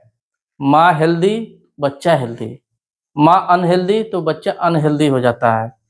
तो यदि माएँ जो है यदि माँ अगर हेल्दी है, स्वस्थ है, तो बच्चा भी स्वस्थ रहेगा, जिसके कारण शिशु मृत्यु दर बहुत कम हो जाएगा, उसकी दर कम हो जाएगी। अदरवाइज अगर माता की जो स्वास्थ्य अगर वो बेहतर नहीं है, अच्छा नहीं है, तो ऐसे उसका असर जो है बच्चे पर भी पड़ेगा और बच्चे का भी स्वास्थ्य खराब होगा, तो मरने वाले शिशुओं की संख्या बढ़ जाएगी, जिसके कारण मृत्यु दर बढ़ जाएगा। तो यहाँ पे आप लोग देख रहे हैं कि बहुत सारे रीजन हैं जो क्या करते हैं, शिशु मृत्यु दर को प्रभावित करते हैं। आप भी कोई रीजन जो है ढूंढ सकते हैं, देख सकते हैं, अपने गांव में आसपास देख सकते हैं और कौन कौन से रीजन है जो शिशु मृत्यु दर को प्रभावित कर सकते हैं। ठीक है, तो आपने देखा जो है कि शिशु मृत्यु दर क्या है और इसको प्रभावित करने वाले कारक कौन कौन से हैं। यदि आप हमारे वीडियो को देख रहे हैं तो हमें जरूर बताएं IMR का पूरा नाम क्या होता है। ठीक है, आज के लिए इतना ही, धन्यवाद।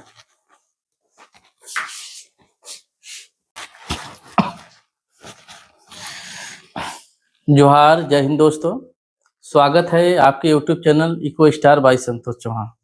आज हम लोग जो है समझेंगे कि प्रति व्यक्ति आय क्या होती है, पर कैपिटा इनकम क्या होती है, PCI क्या होती है, प्रति व्यक्ति आय मतलब हर व्यक्ति की जो है आय क्या होती है, इसको हम कैसे कैलकुलेट करते हैं, हम लोग इसे समझेंगे। जो है प्रति व्यक्ति आय, जिसको हम औसत आय भी कहते हैं। आइए समझते हैं प्रति व्यक्ति आय जो है होती क्या है, इसको हम इसकी गणना कैसे करते हैं। देखिए, जो प्रति व्यक्ति जो आय होगी ये किसी देश की हो सकती है, किसी क्षेत्र विशेष की हो सकती है, किसी राज्य की हो सकती है, किसी नगर की हो सकती है, किसी परिवार की हो सकती है ना। तो पहले हम लोग समझते हैं कि प्रति व्यक्ति आय कैसे निकाली जाती है। प्रति व्यक्ति आय सपोज कीजिए जो है कि हम प्रति व्यक्ति जो आय जो है किसी देश का निकाल रहे हैं, तो सबसे पहले देखेंगे कि इस देश में टोटल जनसंख्या कितनी है, टोटल जनसंख्या कितनी है। फिर ये भी देखेंगे कि इस देश में प्रत्येक वे लोग जो अर्निंग करते हैं, जो इनकम करते हैं, उनकी इनकम कितनी है, और उनकी इनकम को कुल जोड़ देंगे। यानी देश में जो है एक वर्ष के अंदर जो है देश के जो नागरिक है, इन्होंने जितनी इनकम इन्होंने अर्जित की जो है, सारी इनकम का जोड़ यानी हो गया कुल आय हो गया, है ना। तो देश की जो जनसंख्या है उसकी जो कुल इनकम कितनी है एक वर्ष के दौरान जो है, और उस दौरान जो है टोटल जनसंख्या कितनी है, दोनों से डिवाइड कर देंगे तो हमको पता चल जाता है कि प्रति व्यक्ति आय कितनी होगी। प्रति व्यक्ति आय किसी देश, राज्य, नगर या क्षेत्र में रहने वाले व्यक्तियों की औसत आय होती है। इसका अनुमान जो है उस क्षेत्र में रहने वाले सभी लोगों की कुल आय में क्षेत्र की कुल जनसंख्या से विभाजित करके लगाया जाता है। जैसे अगर हम बात करें प्रति व्यक्ति आय की बात करें, प्रति व्यक्ति आय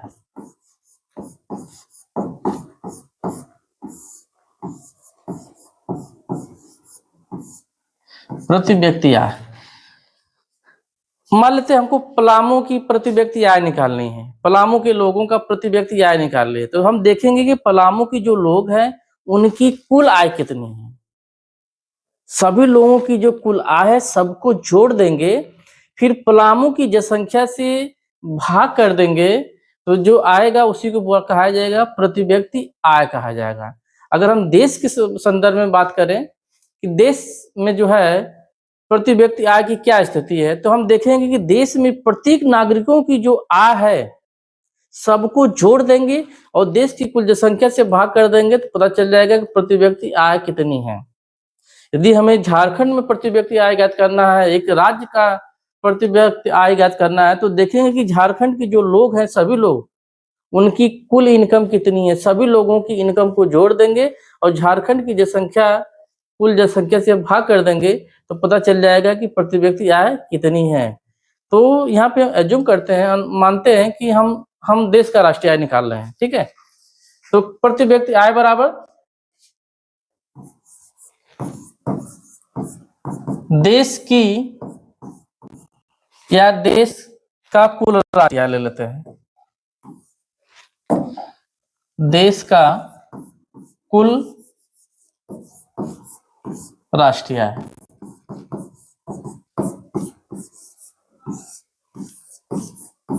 मतलब देश के जो जितने नागरिक हैं सभी लोगों की जो इनकम है सबको सबका योग सबका जोड़ ये हमारा होगा देश का कुल राष्ट्रीय आय बटे क्या कर देंगे देश की संख्या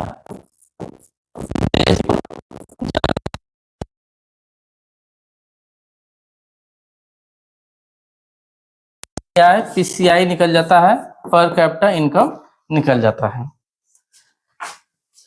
ठीक है। और अगर हम बात करें ये ऊपर वाला हमारा अंश है नीचे हर यानी अंश का मान जितना अधिक होगा और हर अगर कम हो और अंश अधिक हो तो प्रति व्यक्ति आय क्या होगी अधिक होगी। या अगर हम जो कुल जनसंख्या अगर इसको स्थिर मान लें क्या मान लें स्थिर मान लें और देश का जो कुल राष्ट्रीय आय जो यानी जो अंश है यदि लोगों की जो इनकम अगर बढ़ जाए सभी लोगों की अगर इनकम बढ़ जाए और जनसंख्या क्या हो स्थिर हो तो ऐसी स्थिति में भी क्या है प्रति व्यक्ति आय हमारी बढ़ेगी। तो हम यहाँ पे ये भी देखने को आपको मिलेगा कि देश का जो प्रति व्यक्ति आय की स्थिति है देश में जो प्रति व्यक्ति आय की जो स्थिति है वो ऐसा हो सकता है किसी राज्य से बेहतर हो सकती है या किसी राज्य से बदतर भी हो सकता है। जैसे गोवा एक संपन्न राज्य है यहाँ के लोगों की इनकम काफी अधिक होती है हर व्यक्ति की इनकम काफी अधिक होती है। तो गोवा की जब आप निकालेंगे प्रति व्यक्ति आय निकालेंगे तो ये सबसे अधिक आता है क्यों क्योंकि गोवा की जितने भी लोग हैं इनकी सैलरी सब काफी अधिक होती है और यहाँ पे जनसंख्या कम है यानी ऊपर अगर देखेंगे अंश जो है अंश अधिक है और हर क्या है कम है। तो गोवा की प्रति व्यक्ति आय काफी अधिक होती है औसत आय काफी अधिक होती है। लेकिन अगर हम बिहार की बात करें बिहार के जो लोग हैं यूपी के जो लोग हैं जो झारखंड के लोग हैं इन लोगों की जो है जो इनकम होती है जो आय होती है वो कम होती है थोड़ी होती है लेकिन जनसंख्या खूब है। बिहार की जनसंख्या खूब अधिक है यूपी की जनसंख्या काफी अधिक है झारखंड की जनसंख्या भी काफी है। तो अगर अंश यदि हर नीचे वाला पार्ट यदि बड़ा हो गया अधिक हो गया और ऊपर वाला कम हो गया तो प्रति व्यक्ति आय क्या हो जाएगी कम हो जाएगी। तो राज्यों की बात करें तो राज्यों में जो है खासतौर से यूपी बिहार झारखंड उड़ीसा जहाँ पे जनसंख्या का दबाव अधिक है यानी हर अधिक है तो ऐसे राज्यों में प्रति व्यक्ति आय औसत आय कम होती है। लेकिन जहाँ पे जनसंख्या कम है और लोगों की आय जो है काफी अधिक है तो वहां पे प्रति व्यक्ति आय अधिक आएगी। तो प्रति व्यक्ति जो आय है वह भिन्न भिन्न स्थानों पे भिन्न भिन्न क्षेत्रों में भिन्न भिन्न राज्यों में भिन्न भिन्न नगरों में ये अलग अलग हो सकती है। लेकिन जब हम देश की बात करें तो होता है प्रति व्यक्ति आय होती है पूरे देश में जो है पूरे देश में चाहे आप किस राज्य से हो चाहे जिस क्षेत्र से हो जब सभी लोगों की कुल आय को जोड़कर देश की कुल जनसंख्या से भाग कर दी जाती है तो उसे भी हम क्या कहेंगे प्रति व्यक्ति आय कहेंगे। तो देश की जो प्रति व्यक्ति आय होगी वो देश के अंदर जो राज्य है उनकी प्रति व्यक्ति आय से बेहतर भी हो सकती है और बदतर खराब भी हो सकती है। ठीक है आई होप आपको समझ में आ गया होगा। ठीक है अगर आप नोट करना चाहते हैं कि प्रति व्यक्ति आय का बेहतर नोट्स अगर आप लिखना चाहते हैं तो आप जो है यहाँ से नोट कर सकते हैं। यहाँ पे मैं इसको बड़ा कर दे रहा हूँ बड़ा करके एक बार पढ़ भी दे रहा हूँ।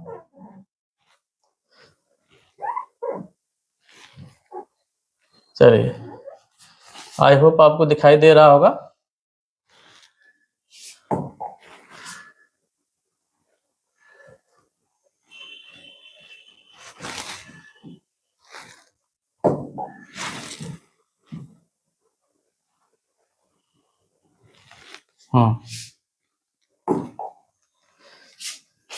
प्रति व्यक्ति आय प्रति व्यक्ति आय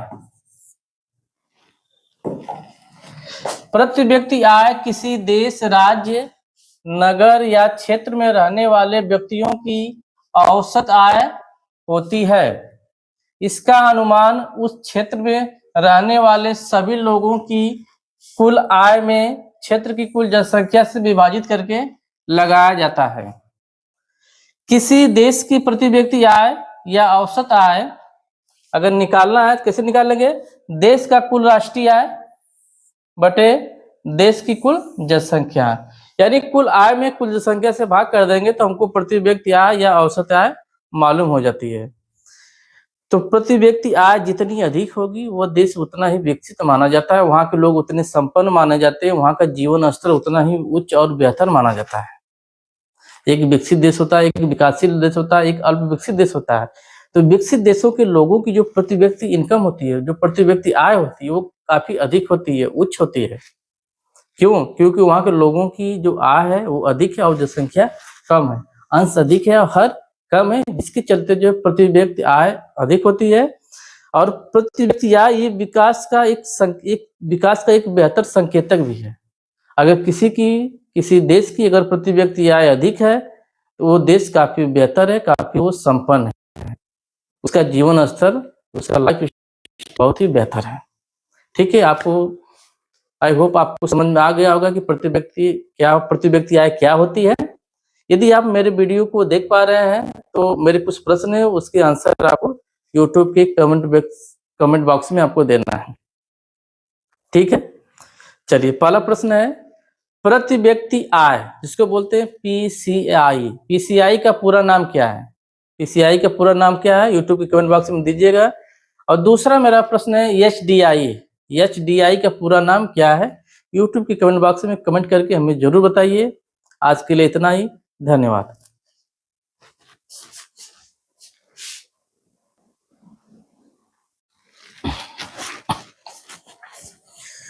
जोहार, जय हिंद दोस्तों, कैसे हैं आप लोग? जो है अर्थशास्त्र जो है क्लास 10वीं के अर्थशास्त्र को मैं पढ़ा रहा हूं। जो पहला चैप्टर है आर्थिक विकास की समझ। आर्थिक विकास की समझ में जो है जो महत्वपूर्ण जो टॉपिक्स थे, जो बड़े बड़े टॉपिक थे, उसे मैंने आप लोगों को बता दिया था।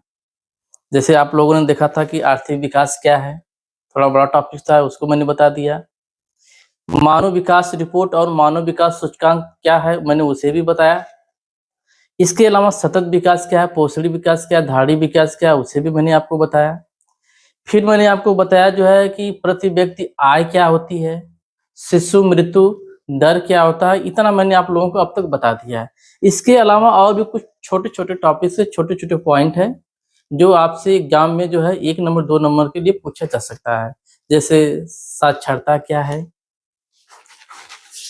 उपभोग क्या है, उत्पादन क्या है, कुछ छोटे छोटे पॉइंट भी उसका मात्र डिफिनेशन आपसे पूछा जा सकता है।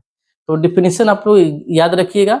चलिए मैं थोड़ी सी चर्चा कर देता हूँ कि जो है साक्षरता क्या है। एग्जाम में आपसे पूछ सकता है कि साक्षरता किसे कहते हैं और भारत की साक्षरता दर कितनी है। साक्षरता जिसको बोलते हैं लिटरेसी बोलते हैं, लिटरेसी जिसको बोलते हैं।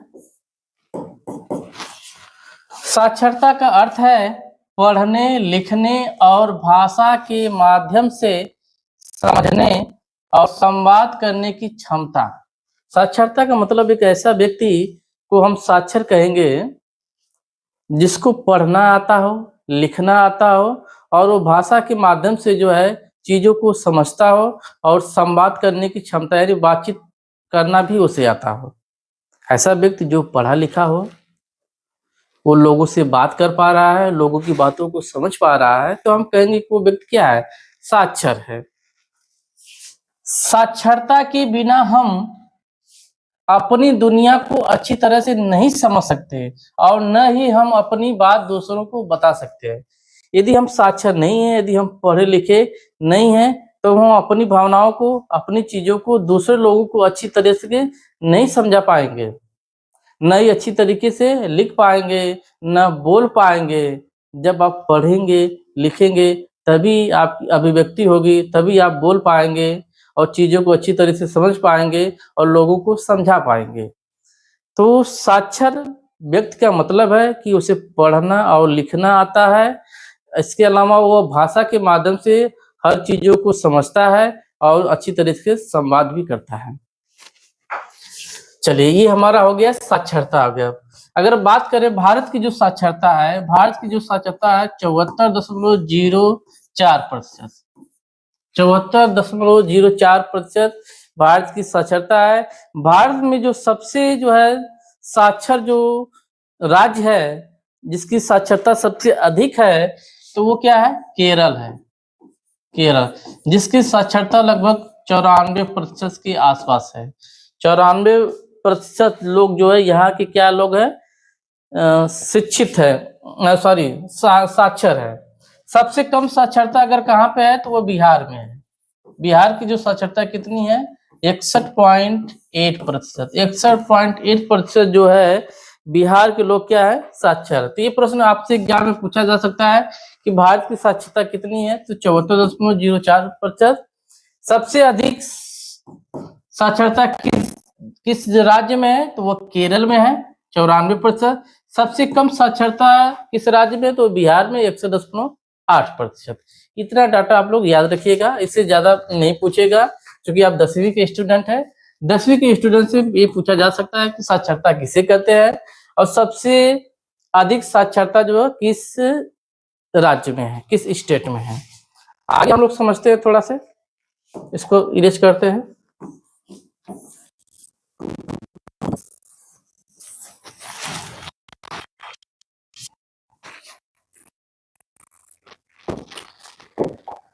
उपभोग क्या है? हम इसे उपभोग व्यय लिख लेते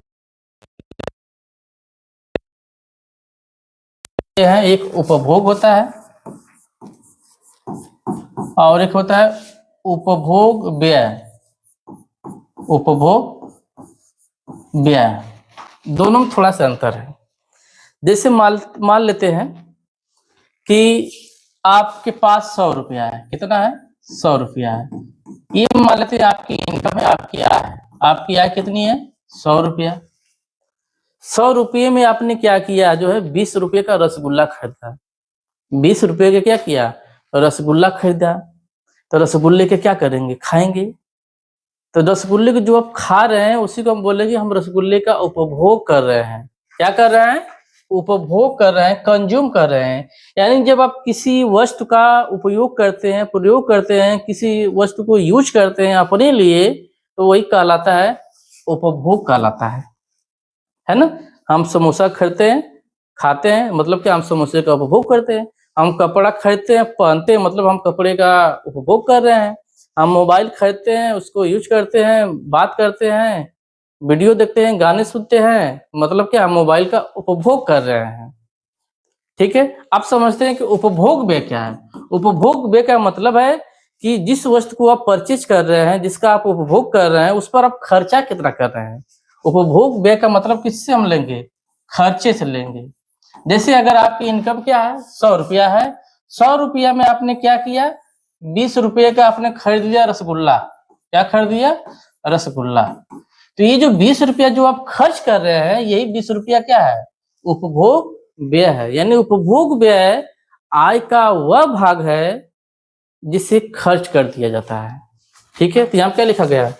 उपभोग आय का वह भाग है, सॉरी यहाँ पे उपभोग व्यय होना चाहिए। क्या होना चाहिए? उपभोग व्यय। उपभोग व्यय आय का वह भाग है जो विभिन्न आवश्यकताओं को पूरा करने के लिए खर्च किया जाता है।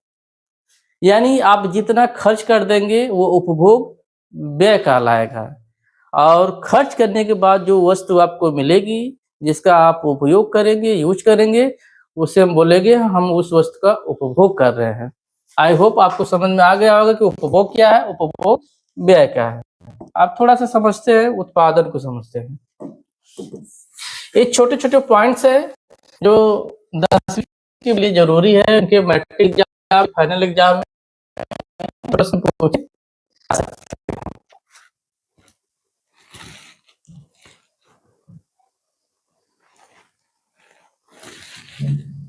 चलिए, उत्पादन क्या है, प्रोडक्शन क्या है, ये भी पूछा जा सकता है। किसी वस्तु में आर्थिक उपयोगिता का सृजन करना उत्पादन कहलाता है। किसी वस्तु में उपयोगिता सृजन ही क्या कहलाता है? उत्पादन कहलाता है। जैसे ये पेन है, इसी तरह से पड़ी हुई थी, फेंकी हुई थी, हमने जो है इस पेन को सुधारा, इसको बनाया, इसको चलने लायक बनाया, है ना। अब ये चलाने के काम ये पेन आ रही है। यानी इसमें हमने उपयोगिता डाल दिया, इस पेन को उपयोगी बना दिया है। तो किसी वस्तु में उपयोगिता का सृजन ही क्या कहलाता है? उत्पादन कहलाता है। चीजें जो है, बहुत सारे कागज जो इधर उधर बिखरे हुए पड़े थे, फेंके हुए थे, मैंने सारे कागज को इकट्ठा किया, स्टेपलर किया, अब मैंने उसका एक नोट्स बना दिया, उसे लिखने लायक बना दिया कि अब से मैं लिखूंगा, यानी आपने उसे उपयोगी बना दिया। यही हमारा क्या है? उत्पादन। उत्पादन में हम क्या करते हैं? नई नई वस्तुओं को का सृजन करते हैं, और जो नई नई वस्तुओं का जो सृजन करते हैं वो किसी व्यक्ति वर्ग विशेष के लिए क्या होता है? वो उपयोगी होता है। मार्केट में जो है बहुत सारी वस्तुओं का उत्पादन होता है। हम गेहूं का उत्पादन करते हैं तो वो किसी के लिए उपयोगी होता है, चावल का उत्पादन करते हैं तो वो किसी के लिए क्या होता है? उपयोगी होता है। हम सृजन करते हैं। एक किसान क्या होता है? सृजन करता होता है। वो गेहूं का, चावल का, आलू का, सब्जियों का, टमाटर का वो उत्पादन करता है, नई नई चीजों का उत्पादन करता है, तो वो क्या कहलाएगा? जिसे हम उत्पादन बोलेंगे। उत्पादन मतलब किसी वस्तु में उपयोगिता का सृजन ही उत्पादन कहलाता है। अर्थात श्रम, पूंजी, तकनीक एवं कौशल द्वारा किसी वस्तु के मूल्य में वृद्धि कर उसे उपयोगी बनाने की प्रक्रिया को क्या कहते हैं? उत्पादन कहते हैं। हम श्रम, पूंजी, तकनीक एवं कौशल का प्रयोग करेंगे और वस्तु के मूल्य में वृद्धि कर देंगे, और वृद्धि कर उसे उपयोगी बनाने की प्रक्रिया क्या बोलते हैं? उत्पादन कहते हैं। जैसे मान लीजिए गेहूं है, क्या है? गेहूं है। हमने क्या किया? गेहूं को जो है पीस दिया, क्या बन गया? आटा बन गया। फिर आटे की सहायता से जो है हमने क्या बनाया? ब्रेड बनाया। क्या बनाया? ब्रेड बनाया। अगर 1 केजी गेहूं है तो 1 केजी गेहूं से क्या बना? 1 केजी आटा बना। अगर 1 केजी गेहूं की अगर कीमत अगर 20 रुपये है तो जाहिर सी बात है कि 1 केजी आटे की कीमत क्या होगी? 20 रुपये से अधिक होगी, क्योंकि गेहूं को पीसा जा रहा है। तो 20 रुपये से आटा हो गया, मान लेते हैं 30 रुपया। तो हम देख रहे हैं कि 20 से 30 मूल्य में वृद्धि हुआ। मूल्य में वृद्धि, जब हम किसी वस्तु का उत्पादन करते हैं तो उसके मूल्य में वृद्धि करते हैं, और जब मूल्य में वृद्धि करते हैं तो वो वस्तु हमारे लिए और उपयोगी हो जाती है। गेहूं से आटा बना तो आटा हमारे लिए क्या हो गया? उपयोगी हो गया। अब आटा से जो है हमने क्या बनाए? ब्रेड बनाए। ब्रेड के जो है आप 1 केजी आटा से जो है ब्रेड के बहुत सारे पैकेट बन सकते हैं। मान लेते हैं हमने ब्रेड के 10 पैकेट बना लिए। कितने पैकेट? 10 पैकेट। अगर एक पैकेट की कीमत 20 रुपये है तो 10 पैकेट की कीमत कितनी हो जाएगी? 200 रुपये। तो कहाँ 30 रुपये और कहाँ 200 रुपये। तो मूल्य में वृद्धि हुई, और ये ब्रेड हमारे लिए क्या हो गया? और उपयोगी हो गया। तो किसी वस्तु की मूल्य में वृद्धि कर उसे और उपयोगी बना देना ही क्या कहलाता है? उत्पादन कहलाता है। तो ये रहा उत्पादन। आपको समझ में आ गया होगा कि उत्पादन क्या है। अब हम थोड़ा सा समझते हैं दूसरी चीजों को। ये छोटे छोटे पॉइंट से बिंदु है जो एग्जाम में पूछे जा सकते हैं। सार्वजनिक सुविधाएं क्या है? ये भी प्रश्न एग्जाम में पूछा जा सकता है, मैट्रिक एग्जाम में। सार्वजनिक सुविधाएं वे आवश्यक संसाधन और सेवाएं हैं जो सरकार या स्थानीय निकाय द्वारा सभी नागरिकों के लिए उपलब्ध कराई जाती हैं। सार्वजनिक जो सुविधाएं हैं वे एक प्रकार के संसाधन हैं। सार्वजनिक जो सुविधाएं वे प्रकार के संसाधन हैं जो किसी जो है व्यक्ति विशेष, किसी क्षेत्र के लिए जो है उपलब्ध कराई जाती है। ये आवश्यक है। सरकार द्वारा जो है हमें जो हमारे लिए जो नए नए स्कूल खोले जाते हैं, तो स्कूल की जो सुविधा हमें मिलती है, हमें शिक्षा की जो सुविधा मिलती है, हमें स्वास्थ्य की जो सुविधा मिलती है, हमें परिवहन की जो सुविधा मिलती है, हमें संचार की जो सुविधा मिलती है, सरकार द्वारा जो मिलती है, ये सारी सुविधाएं क्या कहलाएंगी? सार्वजनिक सुविधाएं कहलाएंगी। यानी सरकार के द्वारा जो भी सुविधाएं हमें मिलेगी, जो भी संसाधन हमें मिलेंगे, जो भी सेवाएं हमें मिलेंगी, वे सब क्या कहलाएंगी? सार्वजनिक सुविधाएं कहलाएंगी। और जय हिंद दोस्तों, कैसे हैं आप लोग? जो है स्वागत करता हूं आपके अपने YouTube channel eco star by Santosh Chauhan. Class 10वीं का अर्थशास्त्र पहला चैप्टर चल रहा है। चैप्टर का नाम है आर्थिक विकास की समझ, और लगभग आज जो है वीडियो आज समाप्त हो जाएगा ये चैप्टर जो है, और इसमें जो MCQ प्रश्न है उसे भी सॉल्व करा देंगे। अब तक जो है हम लोगों ने जो पढ़ा है हमने आर्थिक विकास विकास का ये पढ़ लिया है, मानव विकास रिपोर्ट, मानव विकास का ये भी पढ़ लिया है, सतत विकास, धाड़ी विकास भी पढ़ लिया है, प्रति व्यक्ति आय, शिशु मृत्यु दर ये भी पढ़ लिया है, साक्षरता, उपभोग, उत्पादन, सार्वजनिक सुविधाएं क्या ये भी पढ़ लिया है।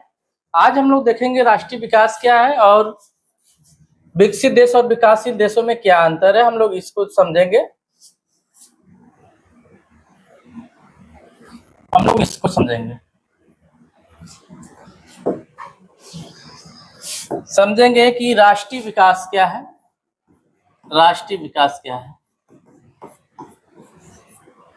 राष्ट्रीय विकास, सॉरी ये सिलेक्टेड है, इरेजर लेते हैं। राष्ट्रीय विकास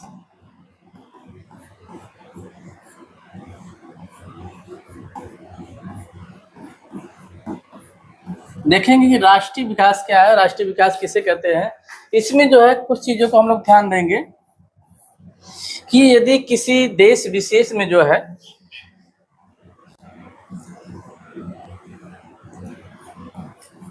शिक्षा, स्वास्थ्य, आय, या इसको हम कर देंगे प्रति व्यक्ति आय, प्रति व्यक्ति आय, प्रति व्यक्ति आय। चौथा है सामाजिक सुविधाएं, सामाजिक सुविधाएं।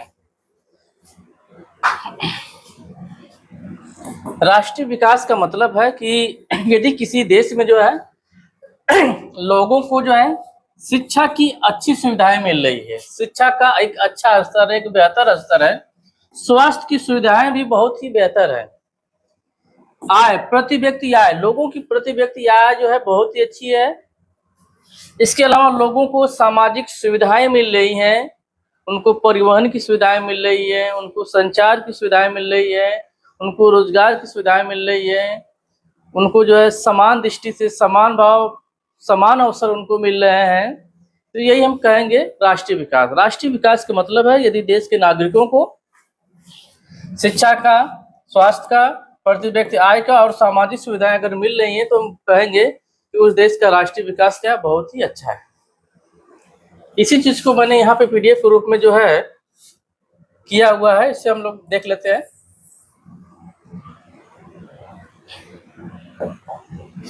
तो थोड़ा जूम करते हैं, बड़ा करते हैं।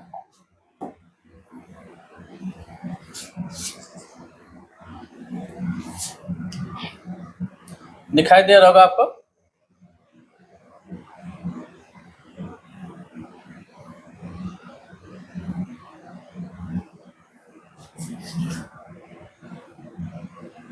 चलिए,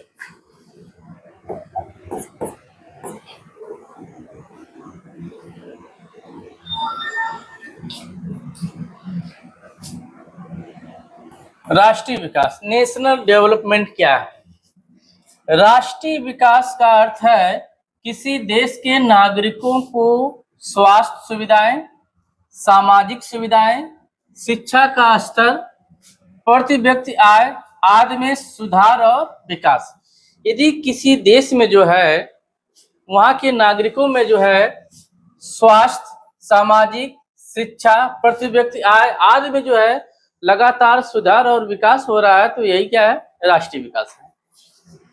जिन देशों में ये सभी चीजें जितनी अधिक विकसित होती हैं उसे विकसित देश कहा जाता है, और जिनमें कम विकसित होती है उन्हें अल्प विकसित देश कहा जाता है। यानी कहने का मतलब है कि जिन देशों के नागरिकों को स्वास्थ्य, सामाजिक, शिक्षा और प्रति व्यक्ति आय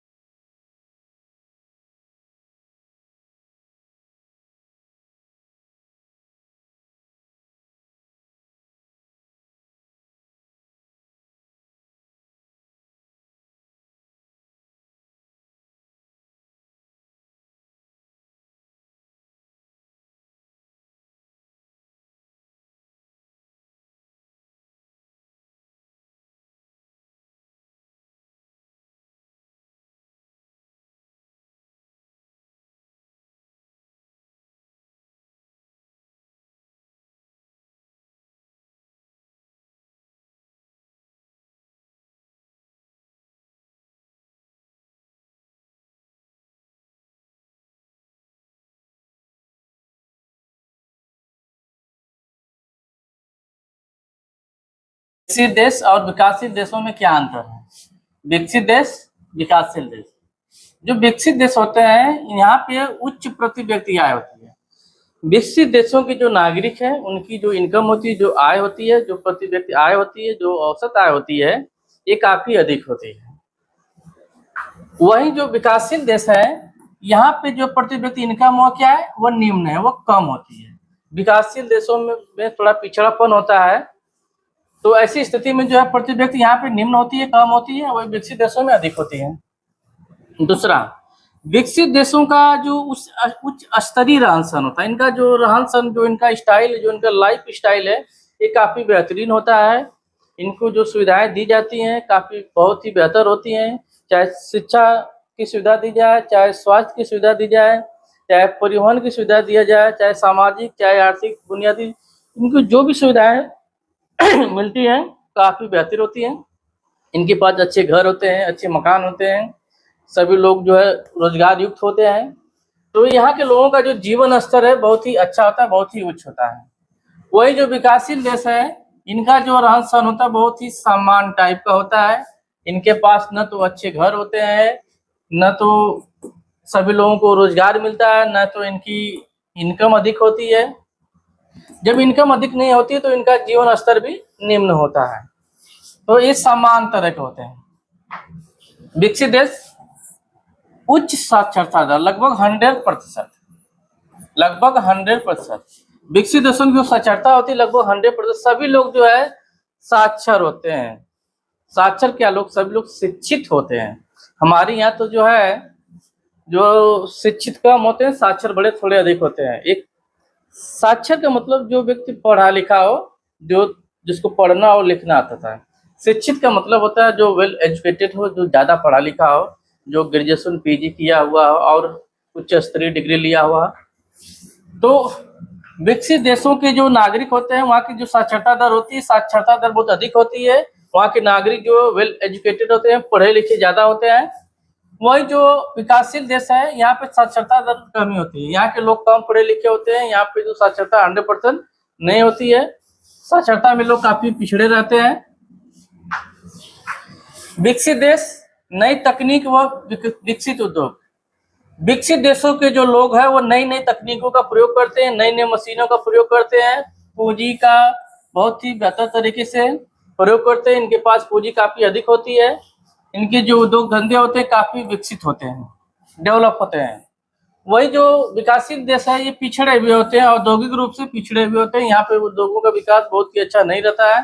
यहाँ पे संसाधनों की कमी रहती है, पूंजी की कमी रहती है, तकनीक की कमी रहती है, कौशल की कमी रहती है। तो विकासशील देश औद्योगिक रूप से पिछड़े हुए होते हैं। विकसित जो देश है लोगों की स्वास्थ्य स्थिति बेहतर। विकसित देशों के जो लोग होते हैं वो काफी हेल्दी होते हैं, उनको उतने रोग नहीं पकड़ते हैं, उनकी यहाँ स्वास्थ्य सुविधाएं बहुत ही बेहतर होती हैं, इलाज तुरंत हो जाता है।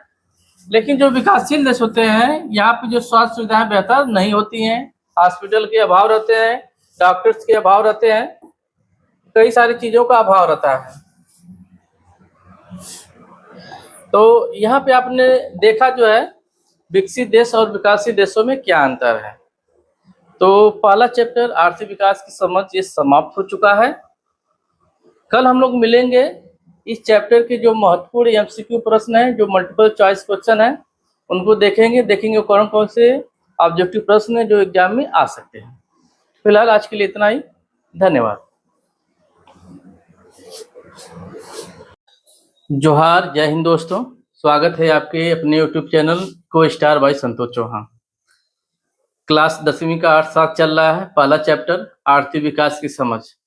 आज हम लोग देखेंगे कि आर्थिक विकास की समझ में वे कौन कौन से महत्वपूर्ण जो है ऑब्जेक्टिव प्रश्न है जो एग्जाम में आ सकते हैं। चलिए हम लोग शुरुआत करते हैं इसकी। पहला प्रश्न देखते हैं।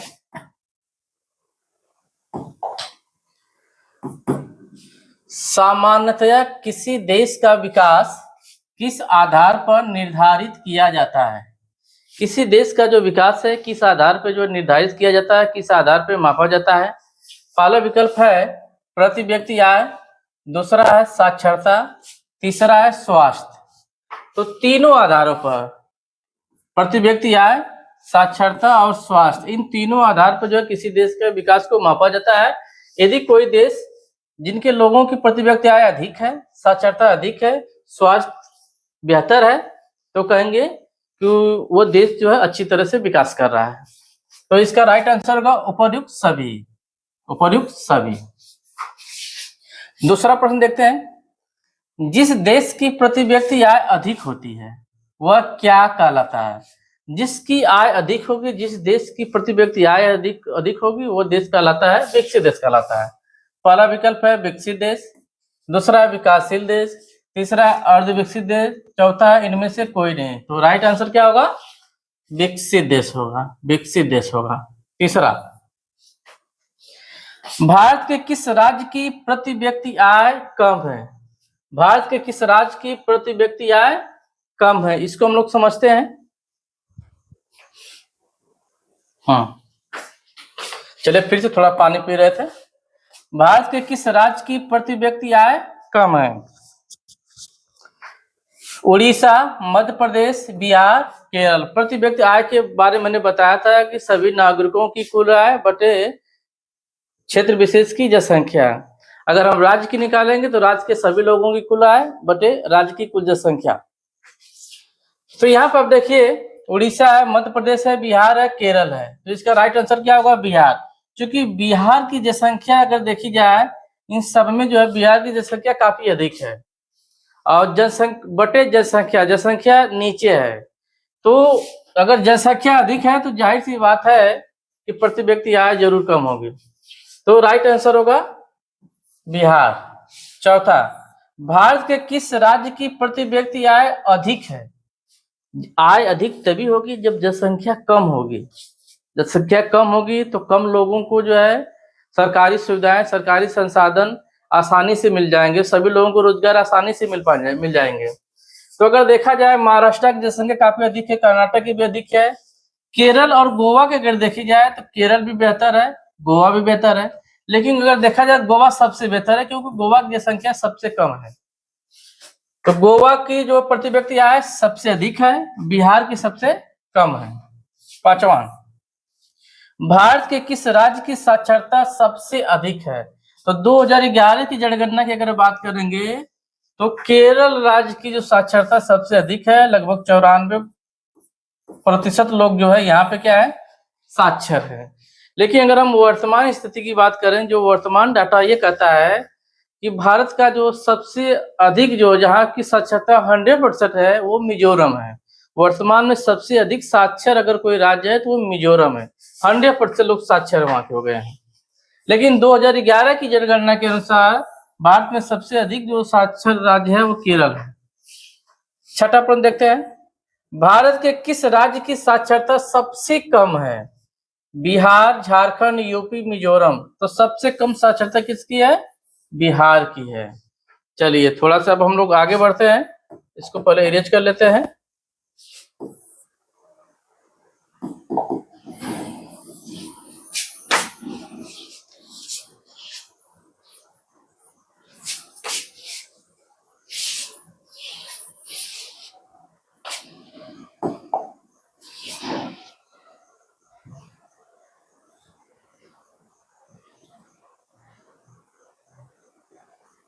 चलिए,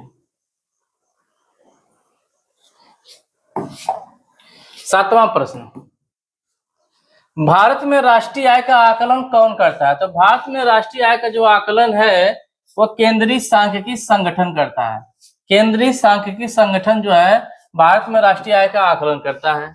आठवां, निम्न में से कौन हमारे रहन सहन की स्तर को प्रभावित करता है? हमारे रहन सहन का स्तर कौन प्रभावित करता है? स्वास्थ्य, प्रति व्यक्ति आय, शैक्षिक स्तर, जीवन प्रत्याशा। चार विकल्प है, सोच के बताइए। तो राइट आंसर होगा इसका प्रति व्यक्ति आय। अगर हमारी इनकम जो है अच्छी है, हमारी इनकम यदि अधिक है तो हमारा जीवन स्तर भी क्या होगा? जीवन स्तर भी अच्छा होगा। हम अपने बच्चों को जो है अच्छी तरीके से पढ़ा लिखा लेंगे, यानी परिवार की शैक्षिक स्थिति भी बेहतर होगी। पैसा है तो स्वास्थ्य भी बेहतर होगा, और पैसा है, जब हमारा स्वास्थ्य बेहतर होगा तो जीवन प्रत्याशा भी क्या होगी? अधिक होगी। इस सब में जो है, जो हमारे रहन सहन को प्रभावित करता है वो क्या है? प्रति व्यक्ति आय। प्रति व्यक्ति आय। 9वां, राष्ट्रीय आय की गणना में शामिल किया जाता है। तो ध्यान दीजिएगा कि राष्ट्रीय आय की गणना में वस्तुओं और सेवाओं के अंतिम मूल्य को शामिल किया जाता है। तो वस्तुओं का मूल्य गलत, सेवाओं का मूल्य गलत, वस्तुओं एवं सेवाओं का अंतिम मूल्य, यही इसका राइट आंसर है। 10वां, मान लीजिए कि एक देश में 4 परिवार है। इन परिवारों की प्रति व्यक्ति आय कितनी है? 5,000 रुपये है। परिवारों की प्रति व्यक्ति इनकम कितनी है? 5,000। कितने परिवार है? 4 परिवार है। 4 परिवार है और परिवारों की प्रति व्यक्ति आय कितनी है? 5,000। अगर 3 परिवारों की आय क्रमशः 4,000, 7,000 और 3,000 है, तो चौथे परिवार की आय क्या होगी? चौथे परिवार की आय पूछी जा रही है। 4 परिवार है। कितने परिवार है? 4 परिवार है। 3 का दे दिया है 4,000, 7,000 और कितना दिया है? 3,000। अब प्रति व्यक्ति आय यानी औसत आय कितना दिया है? 5,000 दिया है।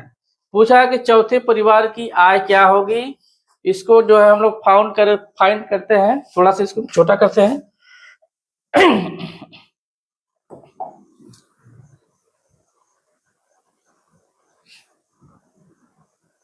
छोटा करके थोड़ा साइड ले जाते हैं इसको हल करने के लिए।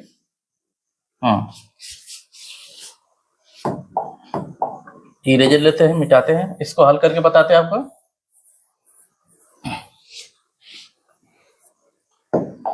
मैंने बताया था प्रति व्यक्ति आय के बारे में बताया था। प्रति व्यक्ति आय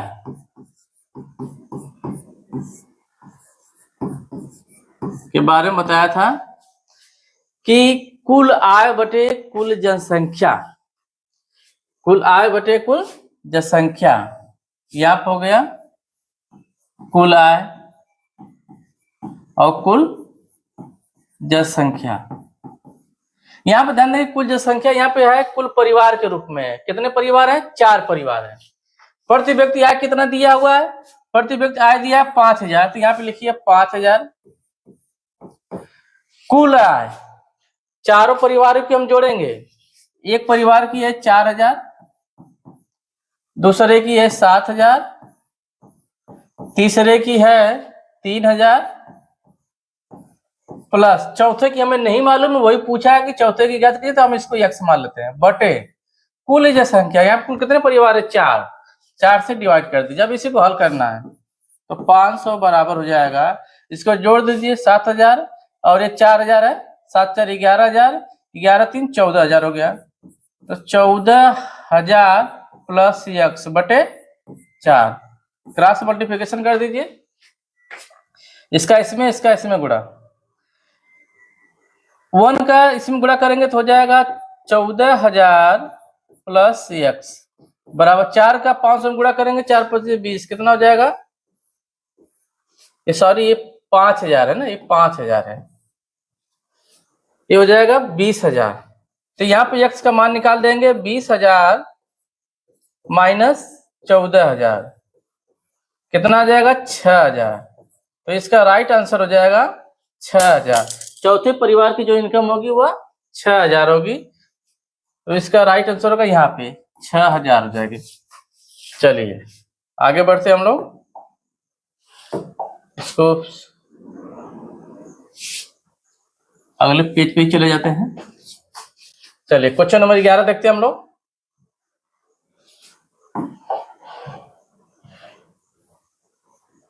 दिखाई दे रहा है? चलिए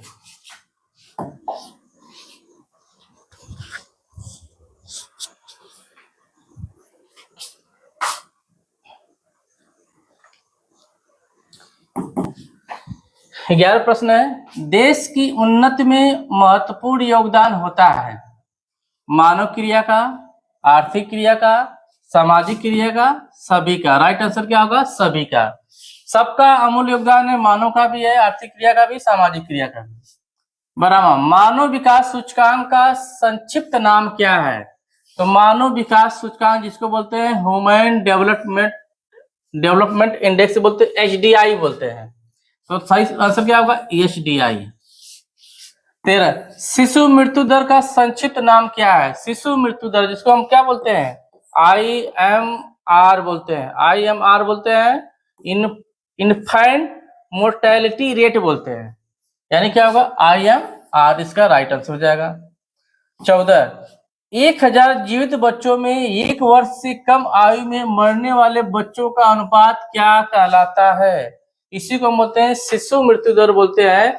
देखते हैं कि 1 वर्ष में जो है, 1 वर्ष में जो है मरने वाले बच्चों का अनुपात कितना है? शिशु मृत्यु दर। 15 मानव विकास रिपोर्ट 2018 के अनुसार भारत में जन्म के समय संभावित आयु यानी जीवन प्रत्याशा कितनी थी? तो 2018 की रिपोर्ट ये कहती है कि जीवन प्रत्याशा कितनी है? 68.8 है। वर्तमान में जीवन प्रत्याशा लगभग 70 के आसपास पहुंच गई है, लेकिन 18 की रिपोर्ट ये कहती है जीवन प्रत्याशा कितनी थी? 68.8 थी। आगे हम लोग बढ़ते हैं, इसको इरेज करते हैं।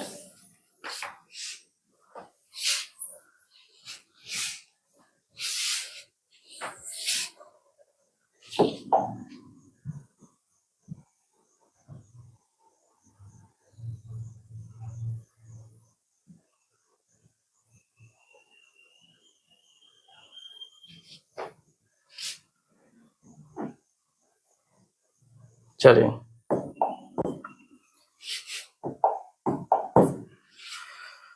मानव विकास रिपोर्ट 2018 के अनुसार भारत का मानव विकास सूचकांक में रैंकिंग क्या थी? तो 2018 में जो है भारत की जो रैंकिंग थी वो 130 थी। कितनी थी? 130 थी।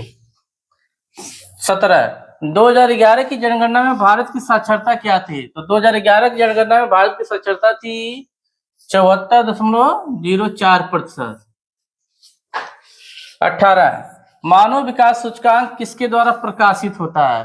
तो मानव विकास सूचकांक जो है ये जो है IIBD द्वारा गलत, IMF द्वारा गलत, यूनिसेफ द्वारा गलत, किसके द्वारा? UNDP द्वारा।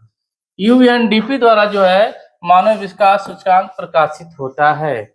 तो ये रहा बच्चों 18 प्रश्नों का एक सेट रहा। इसमें से कई सारे प्रश्न आपके फाइनल एग्जाम में पूछे जा सकते हैं। चैप्टर लगभग पहला चैप्टर समाप्त हो गया है। अगला वीडियो में जो है दूसरे चैप्टर से बनाऊंगा, इकोनॉमिक्स का जो दूसरा चैप्टर है उसका वीडियो बनाऊंगा। फिलहाल आज के लिए इतना ही। वीडियो कैसा लगा यूट्यूब की कमेंट बॉक्स में जरूर बताइए। धन्यवाद।